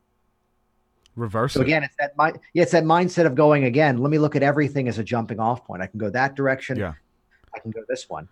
I had 2 guys who came into the office separately. They didn't overlap with each other. But they were both in their early 60s, both recently retired, both wanted to lose weight.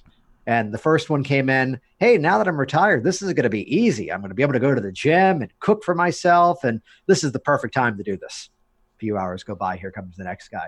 Now that I'm retired, this is going to be impossible to lose weight. I'm going to want to dine out more. We're going to want to sit around our house more frequently. I don't know how I'm going to do this. And he was successful enough until finally I went, funny story. The first day you came here, I had another client come in. I told the whole story, and that's when it took off. That again, people would often, let's look at a business example. Well, I can't do those things you do though, because I got kids. It's like, yeah, so do I. And I'm doing these things because I have kids. Because now I get to live a lifestyle where I'm at the dinner table with them every night. My son's got a Cub Scout meeting tonight. There's events this weekend, and I'm able to be there because I've now designed my life. I'm at the gym working out in the morning before everyone's awake because now I get to hopefully increase that longevity and that ability to actually be there with them.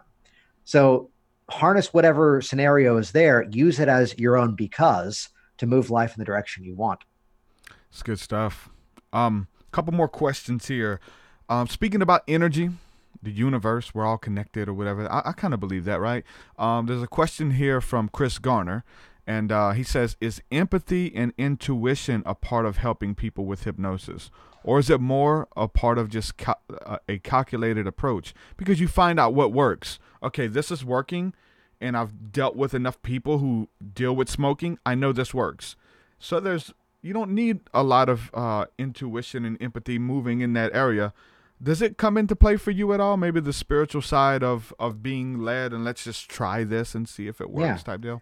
Well, I mean, look at what's the equation that luck often comes down to preparation and coincidence. I think it's the phrase, something of that nature. Mm-hmm. That if I could sit there and say, oh, I'm trusting my intuition, I'm trusting whatever energy is coming towards me. And some people would come from that perspective. But at the same time, let's look at the fact that I've been doing this stuff now it was a hobby from like 2001 to around 2006. It was just an interest in that time. It was a hobby, part-time career after that, and officially going full-time around 2007, 2008. And here's the Malcolm Gladwell reference to 10,000 hours. Here's the more than 50,000 hours of time. Here's the number of people. Here's the metaphors of, you're now reminding me of this person who came in, and here's something that I found was really helpful with that person. So I could say it's intuition and cast it off to some other thing around me that's making it happen.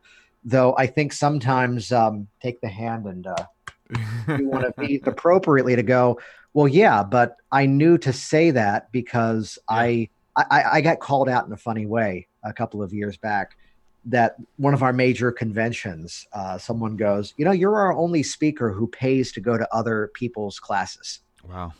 Some people, they go, oh, I'm just here to learn. No, you're actually paying and attending the courses. When I'm in the car, I call it mobile university. I'm listening to workshops. I'm listening to information. And it's where, yes, it's going somewhere in the mind and the energy of everything. Yet it also comes back to really putting in the work. There was a person who did an initial edit of my book, and the gag was, one of these business strategies you talk about seems a little complicated. Maybe you should present a few more things that kind of fit in the kind of get rich quick scheme side of things. And I had to go, the first word of the book's title is the word work. So sometimes, yes, you do have to put in the effort, and to look at, again, where we can draw inspiration from other sources. This is what drew me, on a personal side, to strength training. I was a runner before that. And with running, there's a finish line. And I found that was not a motivator for me. And with strength training, there wasn't a finish line. It was that every week, can I do that a little bit better? Could I do it with better form? Can I do it now with better strength? Can I put more weight on the bar? There was that continued growth of something, which it's not that I'm now willing myself to get stronger. No, I've put in the hours necessary to make that thing happen. And eventually now establishing a skill. I walk up to the barbell for that specific weightlifting move. I know where to put my hands. Why? Because I've put in the effort to figure it out. I know to arch the shoulders back and bring the elbows down, because that's how I prevent that injury that I had 4 years ago. So to look at it, that it's a lot of different things coming together, but preparation meeting up with that unique opportunity often is what created that luck. You look at some of these reality competition talent shows, and you Google some of these people, and it's not that it's been fabricated, but they're producers. They're looking for people who are talented, so they get the ratings. So you watch the show, and you find so often that here's this person who it took them 30 years to become an overnight success. They didn't just wake up and get in line and audition for America's Got Talent. No, they've been on stage doing that comedy act for 30 years. They've been working all the dingy clubs and, really grinding away at festivals on stage performing.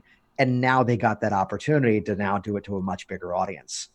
So it's where passion is one thing, yet putting in the work to actually get good at it. It's where the Steve Martin answer to how do you become a success just becomes so good they can't ignore you.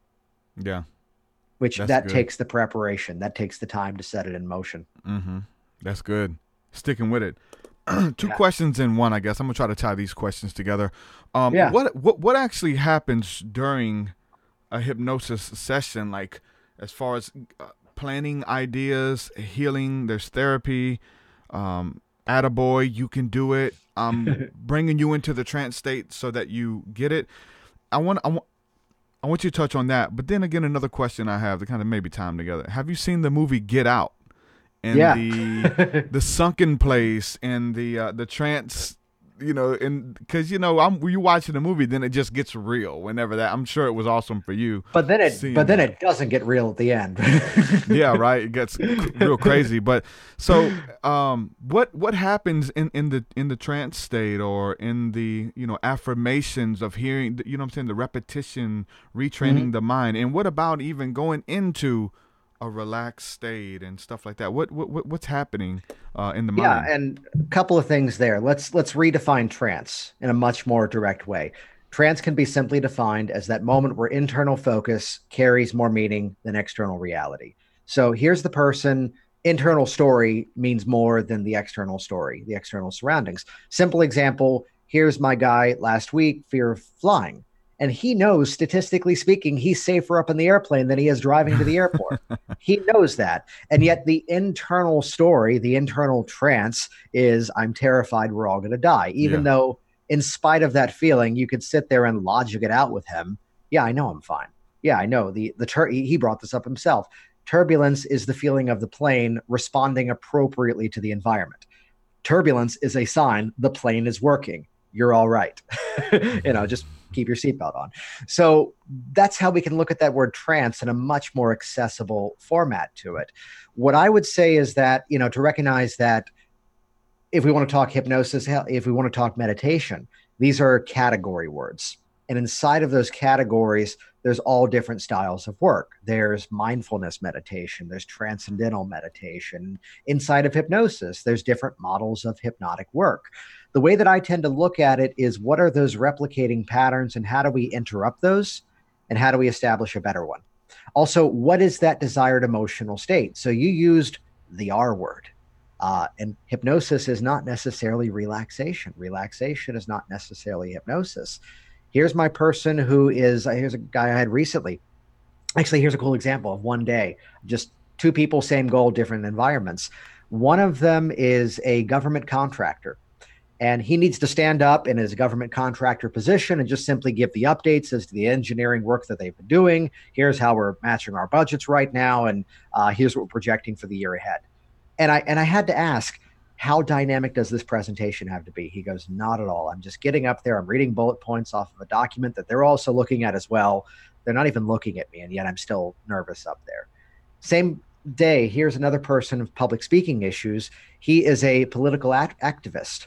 He's out there raising funds for some amazing cause, and he's got to get out there and really excite these people to donate their money, donate their time, and it's got to be an amazingly dynamic presentation.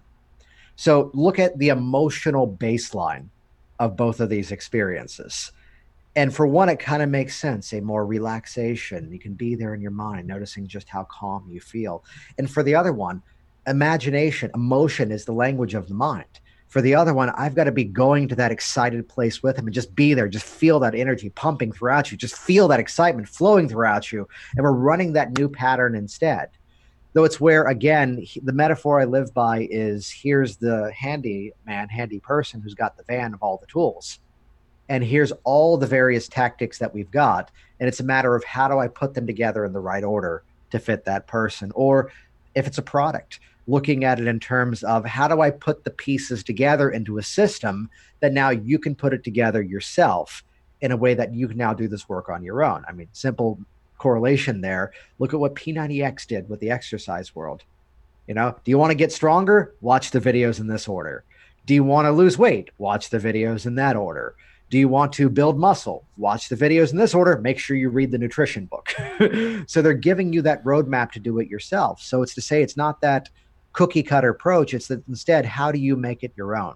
How do you get into that? We use the word suggestibility in older textbooks in the hypnotic profession. Let's begin to rebrand that instead as receptivity, more of an accelerated learning mindset. How do we now open the mind to take on these new belief systems? And so often it's feeding those original belief systems back in such a way that they don't fit anymore.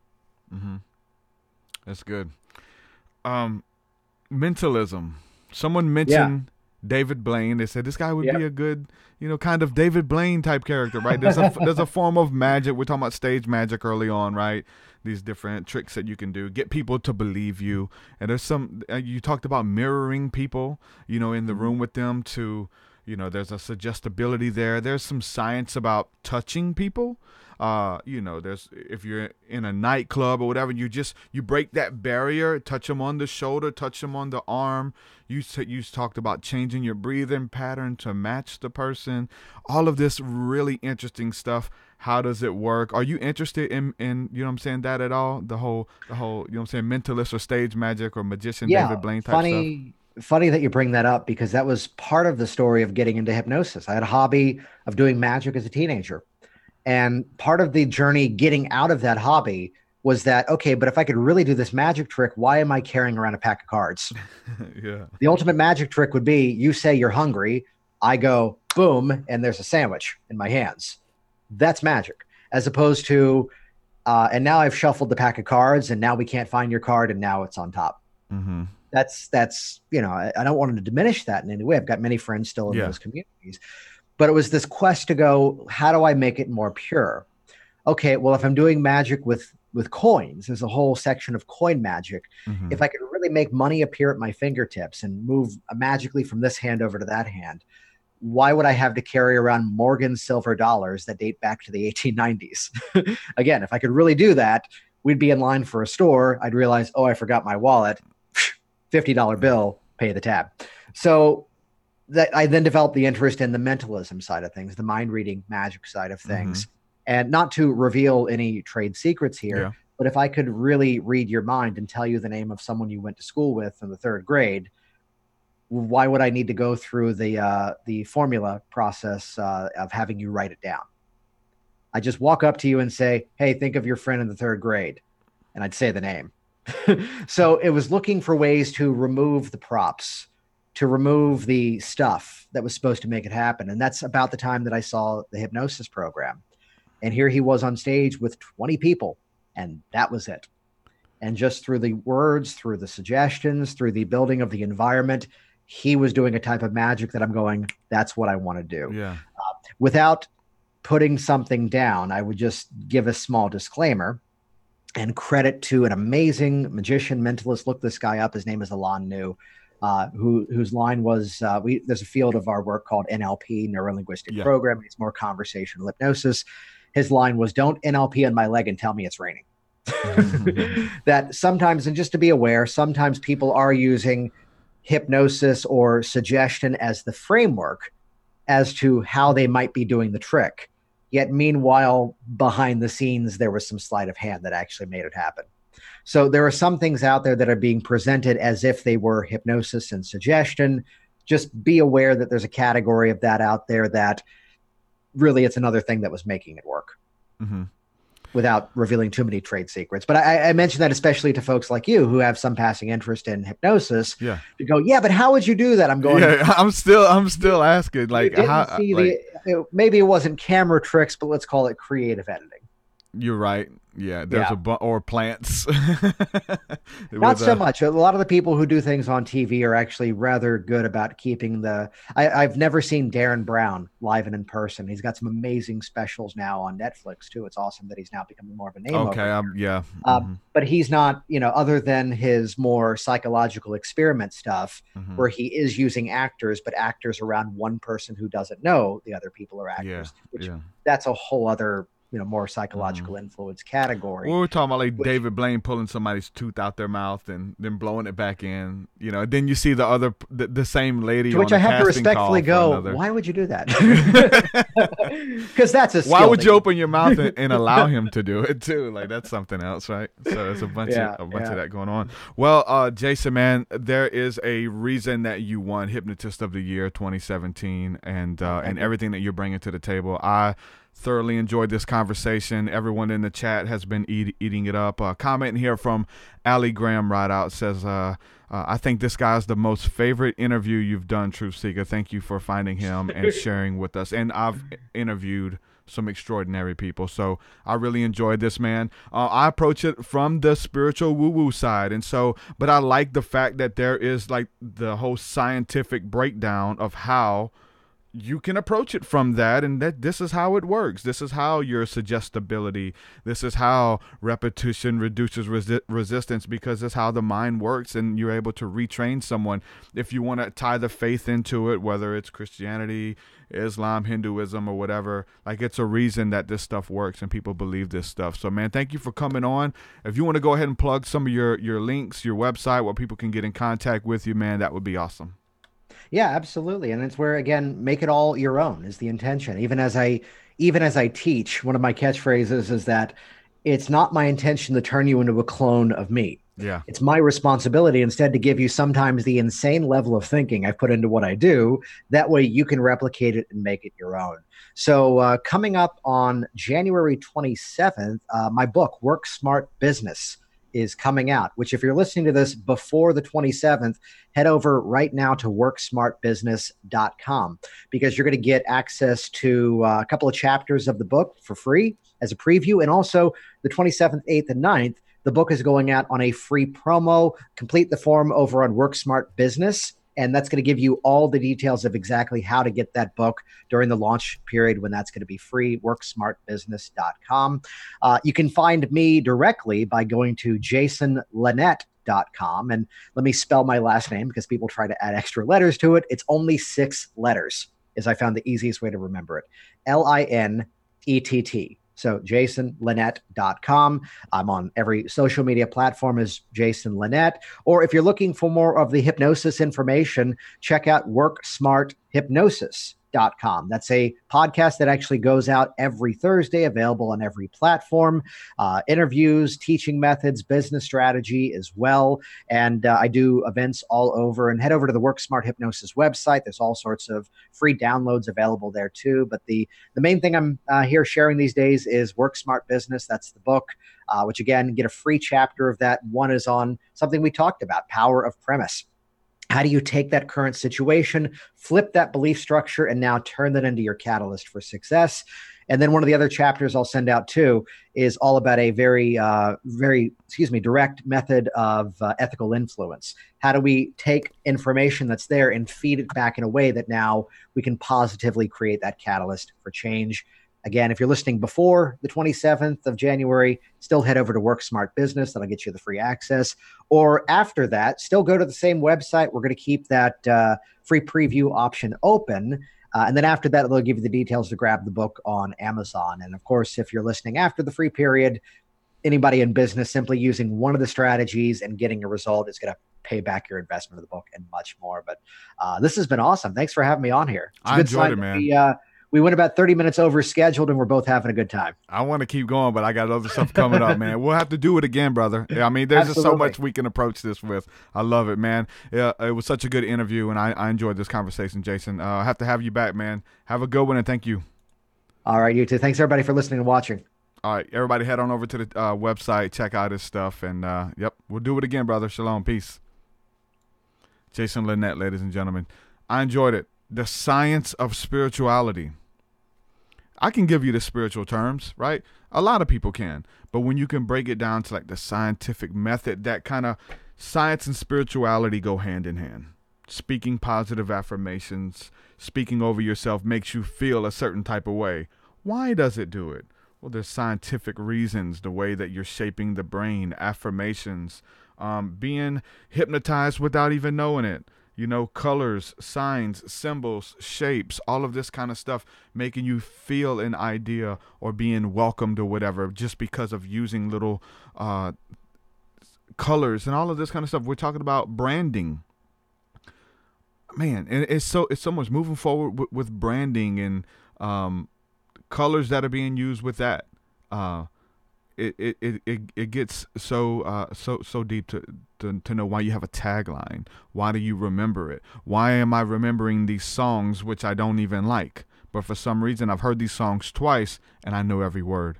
Like, why does that, you know, why am I programmed to do that? There's a science behind it. And there's spiritual thought behind that. You know, we talk about prophesying. I talk about speaking over yourself, speaking over your day, blessing it, literally speaking it out, right? What you want to accomplish. I'm going to do this. I'm going to do that. Reshaping your mind with these positive affirmations and then figuring out, okay, how do I effectively do this? How do I effectively or practically bring this into existence? You got these ideas, but just talking about them, it's not going to do anything. Like, it's going to reshape your brain and your expectation. My expectation brings about my manifestation, these little concepts or whatever, but it's about responding, learning, growing better. I mean, he said so much. We're talking about being empathic and using spiritual gifts, which I believe in, but a lot of it will come second nature, where you're not reliant on a miracle, where you're not reliant on empathy or whatever the case is, or like the whole luck of the draw, roll of the dice. You're not relying on that. You're relying because you've been faced with this situation 17 times and I've made the wrong decision 17 times. Let me make the right decision and see what happens. You make that decision, everything around you changes. Okay, the next time that I'm faced with that situation, for myself, for my family, for my friends, for my clients, hey, I'm dealing with this. Hey, well, let me let you know what worked for me. Let me let you know what worked for my client moving forward. And then creating that atmosphere of your business, doing it full time, moving in a place of professionalism. It's about saying yes, and it's about making mistakes, learning from them, but then doing what works over and over. Doing what works over and over. Santiago's in the chat, my brother. Consistency. If it's working, keep it up. Why stop? Why stop if it's working? If it's not working, reevaluate your game plan. Why isn't it working? Why doesn't nobody like my music? Why doesn't nobody hear about it? It could be a lot of different reasons. How can I get people to do it? How can I get people to listen? Marketing schemes, marketing plans. You know what I'm saying? Clickbait is a big thing, right? Like putting it out there and knowing that people are going to respond to controversial titles. Man, I experiment with that a little bit. You know what I'm saying? Not with my podcast so much so, but maybe so. Some of the controversial, titled episodes get more clicks, even if there's no meat in it. Really, there's no meat to it. It's not deep. It's just the concept is foreign, or people are moved by that for some reason. People eat it up. Coast to Coast AM, Alex Jones, these type of people who know how to push buttons and keep you on the edge of your seat. There's something to that sells or whatever, and learning how to kind of sell yourself, whether it's controversy or whether it's, clickbait titles or interesting titles. That's one reason moving forward, like I don't number my episodes of the podcast. Most podcasts you find, they say, okay, this is episode 12 of the TruthSeekah podcast, of the Joe Rogan podcast.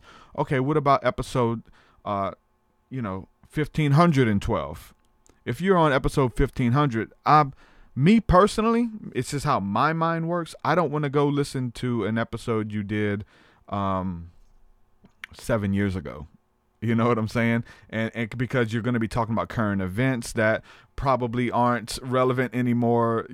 Maybe if you want to revisit it and you have people who just consume all of your content, it's going to be good if you number it. But for me, I can put out an episode, and some of the ones that I did, 10 years ago, people are just now finding, and they're finding it relevant, and there is no association with the date. Maybe it's just me. Maybe it's you. But there's an association. This is old stuff. I want the new. What are you saying now? What is Jordan Maxwell saying now? Well, it's not as good as the old stuff. Let's repackage the old stuff and kind of bring it forth, which we've tried to do, but he doesn't really go into detail about a lot of that stuff. So that's part of it. But being effective, man, being intentional with your conversation, like letting people know. I mean, there's been some key players in my life, some friends who were saying, hey, do it, man. Try it. You only got one shot, and I'm like thinking about, you have all these reasons why you shouldn't, even though if it's a dream, but there's, I got kids, there's not going to be enough money. I might lose insurance, all of this kind of weird stuff that you have to evaluate. And maybe you should evaluate it before you step out in faith or whatever and have some kind of a, plan moving forward. But sometimes it helps because we got all these naysayers, right? We have all these people, you shouldn't do it, man. I've heard friends tell other friends not to step out and not to pursue your dream or whatever, because now you have kids and now you need to focus on your kids' dream, and you kind of lived your life and now it's time to focus on them. And if my friend, Drew Gower, to be precise, who was almost 400 pounds, dropped 200 pounds, grinding hard, pursuing his dreams, not giving up, he wouldn't have lost 200 pounds. He wouldn't have just put out a book. You know what I'm saying? Because those people come into your life and they could, and not even being, maybe they didn't know what they were doing. They're just talking and they don't even know how much impact. I'm pretty sure that person doesn't even remember telling him that. If you asked him, I told him not to do that. You know, it's just in passing. But what about being intentional with speaking life into someone's life? The Bible says that the power of life and death is in the tongue. And you have that ability to look at someone and call out greatness within them. That's a spiritual gift in and of itself. To say, hey, I see a spark. I see potential in you. There's something good in there. I want to work with you and bring it out, whether it's on a private session, but just being intentional about regular conversation. That blows my mind, about answering questions, about positive affirmations in conversation. That's big. And so even shout out to Drew Gower, who was a big, he played a big role in my life of moving forward to do this full time, to take on clients, to understand that the information and the things that I've learned over the years is valuable to share, to save someone from going down pitfalls and things like that, but to be able to get paid for doing what you love for a living. So shout out to him. And there's a comment here from Chris Bars, my friend here. He's been an influence. There's so many people in your life that becomes an influence. So shout out to Chris Bars, who's just like, hey man, keep it up. There's times I've thought about quitting and had those people in my corner and say, hey man, I don't know if this is going to happen, and you have all the reasons why you shouldn't. But that one person, this other source, we're talking about the point of contact, your pastor, your priest, your therapist, your counselor, whoever it is, this one person who says, yeah, but don't give up just yet. There's something great inside you. I can see it. You're on the verge of something. Don't stop. How much power does that have for you pursuing your dreams, starting your business, whatever it is, getting out of the monotony of the 9 to 5, of whatever it is, of that relationship, whatever it is, keep going. So all of that comes into play. So if we're conscious of it and what people have done to inspire us, let's return the favor. Let's return the favor to the same people. I work, Chris Bars and Drew. I've been a huge role in their life. I know it. Letting them know, look, let's do it, man. And I'm returning the favor. And other people, random people, even through the podcast, it's you know what I'm saying? It's pay it forward. Pay it forward, but pay it back too. The same people. You got these people in your life who are encouraging you, inspiring you to keep up doing great things, pursue your goals and dreams. Inspire them too. You never know who needs it, man. It's sometimes just the strongest people who we think, who are the biggest healers, who are successful in business. Comedians, man, all of these people taking their own lives, and they seem to have everything together. They seem to, what I'm saying, we look at Robin Williams and things like that, and Chester Bennington, and the lead singer from Audio Slave or whatever, and these people who seem to have it all together, but they're like, nope, I'm done, checking out, sorry, leaving friends and family behind, got kids, nope, hold on. Like, what do they need? What if you could have been that person that spoke life to them? Well, they're dealing with depression and you don't understand clinical depression. Yes, I do. But I understand that the words have power, that if you have somebody in your corner, have you ever talked someone out of suicide? Have you yourself ever thought about suicide? Have you ever thought about taking your own life and it was just something or someone that's like, you know what? I'm worth it. They're worth it. I'm not going to bow out prematurely. I'm making a difference. And that's why there's so much adversity towards those people making a difference. They deal with so much. You don't know about it because they're not telling you, and all of the stuff they're dealing with and having to weigh. Not everybody wears their emotions or their heart on their sleeve. Some people do a good job of pinning that stuff down and pretending to be okay. Many of us. It's crazy. It is crazy. I've dealt with it. I deal with it. We're all human. So for you to be able to inspire someone to prophesy over their life, call out greatness in them, I dare you. I do it, and I'm so passionate about it because I've been in the situation where I've pointed out the negative in everyone. Looked for the negative in everyone. Look for the negative in every situation. You're not doing it right. You're not doing it how I would do it or how I was taught, and thinking that you were the only one right. I've been in that situation. Let me just try the opposite. Let me try to call out greatness in you. Let me try to speak life into you. I know we're in a crappy situation, but let's look for the good in it. Okay, and then you start seeing if the things you're looking at, if you look at them differently, and you change the way you're looking at them, they'll change. Those so-called curses, those so-called demons, that we've dealt with or we deal with, they become, you start seeing why they're there, why they're here, and maybe make friends with them. Maybe understand why these type of people keep coming in your life. Understand that moving forward so that you can make the changes moving forward. Why is everybody around me a leech? Why does everybody take and not give back? Maybe there's a reason I'm, drawing these type of friends. Like, just assessing the situation and seeing how you can change it. And the power of life and death, again, is in the tongue. And you can change so much by speaking out those affirmations over yourself. Depression, even like you just don't feel like it. Slap yourself in the face. Get it together, man. Psych yourself up. Get in the zone. Lift some weights. Put on some good music. The power in music, right? You can put on a song that will just motivate you, amp you up, bring you back to a good headspace by putting on that music. That's why I don't do destructive music. That's why I don't curse in my music. That's why I don't tear people down in my music. It's because I know the power of it, the power of life and death. Prophesy of yourself. I don't feel like it today. And I've had a run of several days in the past where I don't feel like it. What do? Do you just give in? Well, you don't feel like it today. So what's that mean? You gonna feel like it tomorrow? You don't know that, maybe. But today is the day that you have to make that choice.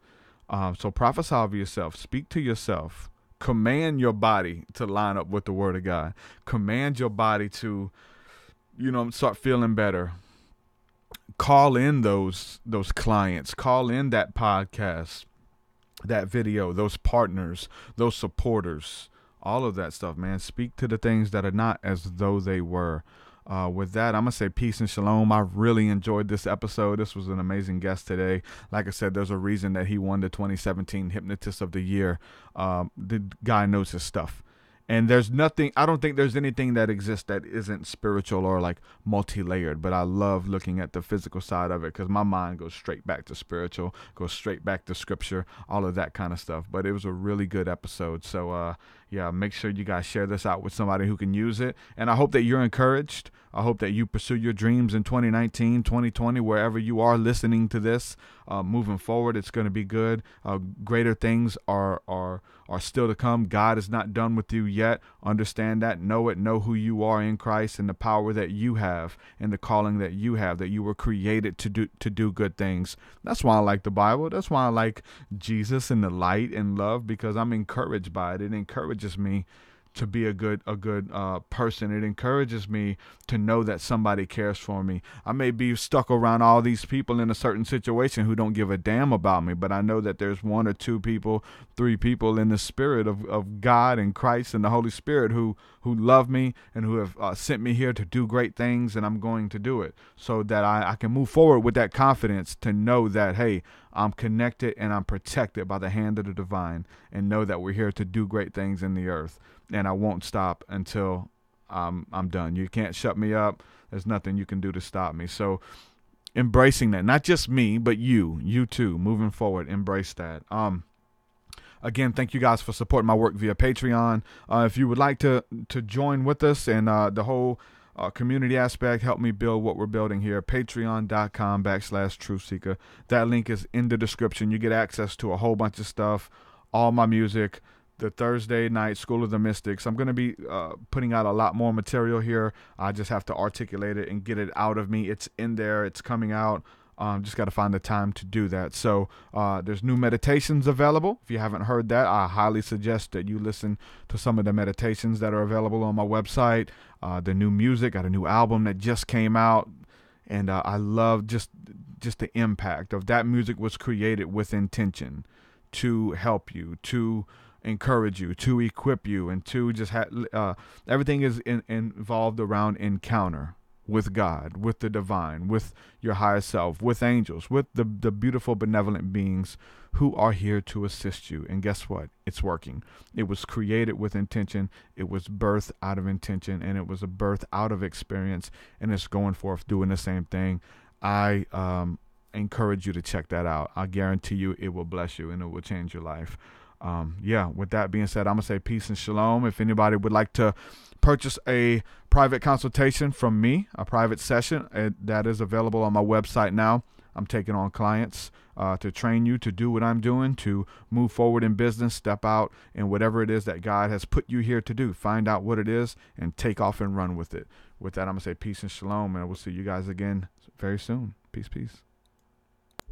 Your way so much higher than mine, so much higher than mine, so much deeper than mine, so much deeper than mine. Well, that does it for this episode, folks. To hear more episodes of the TruthSeekah podcast, head over to TruthSeekah.com. And if you're wanting to support the show and get rewards, go to our Patreon page at patreon.com/TruthSeekah.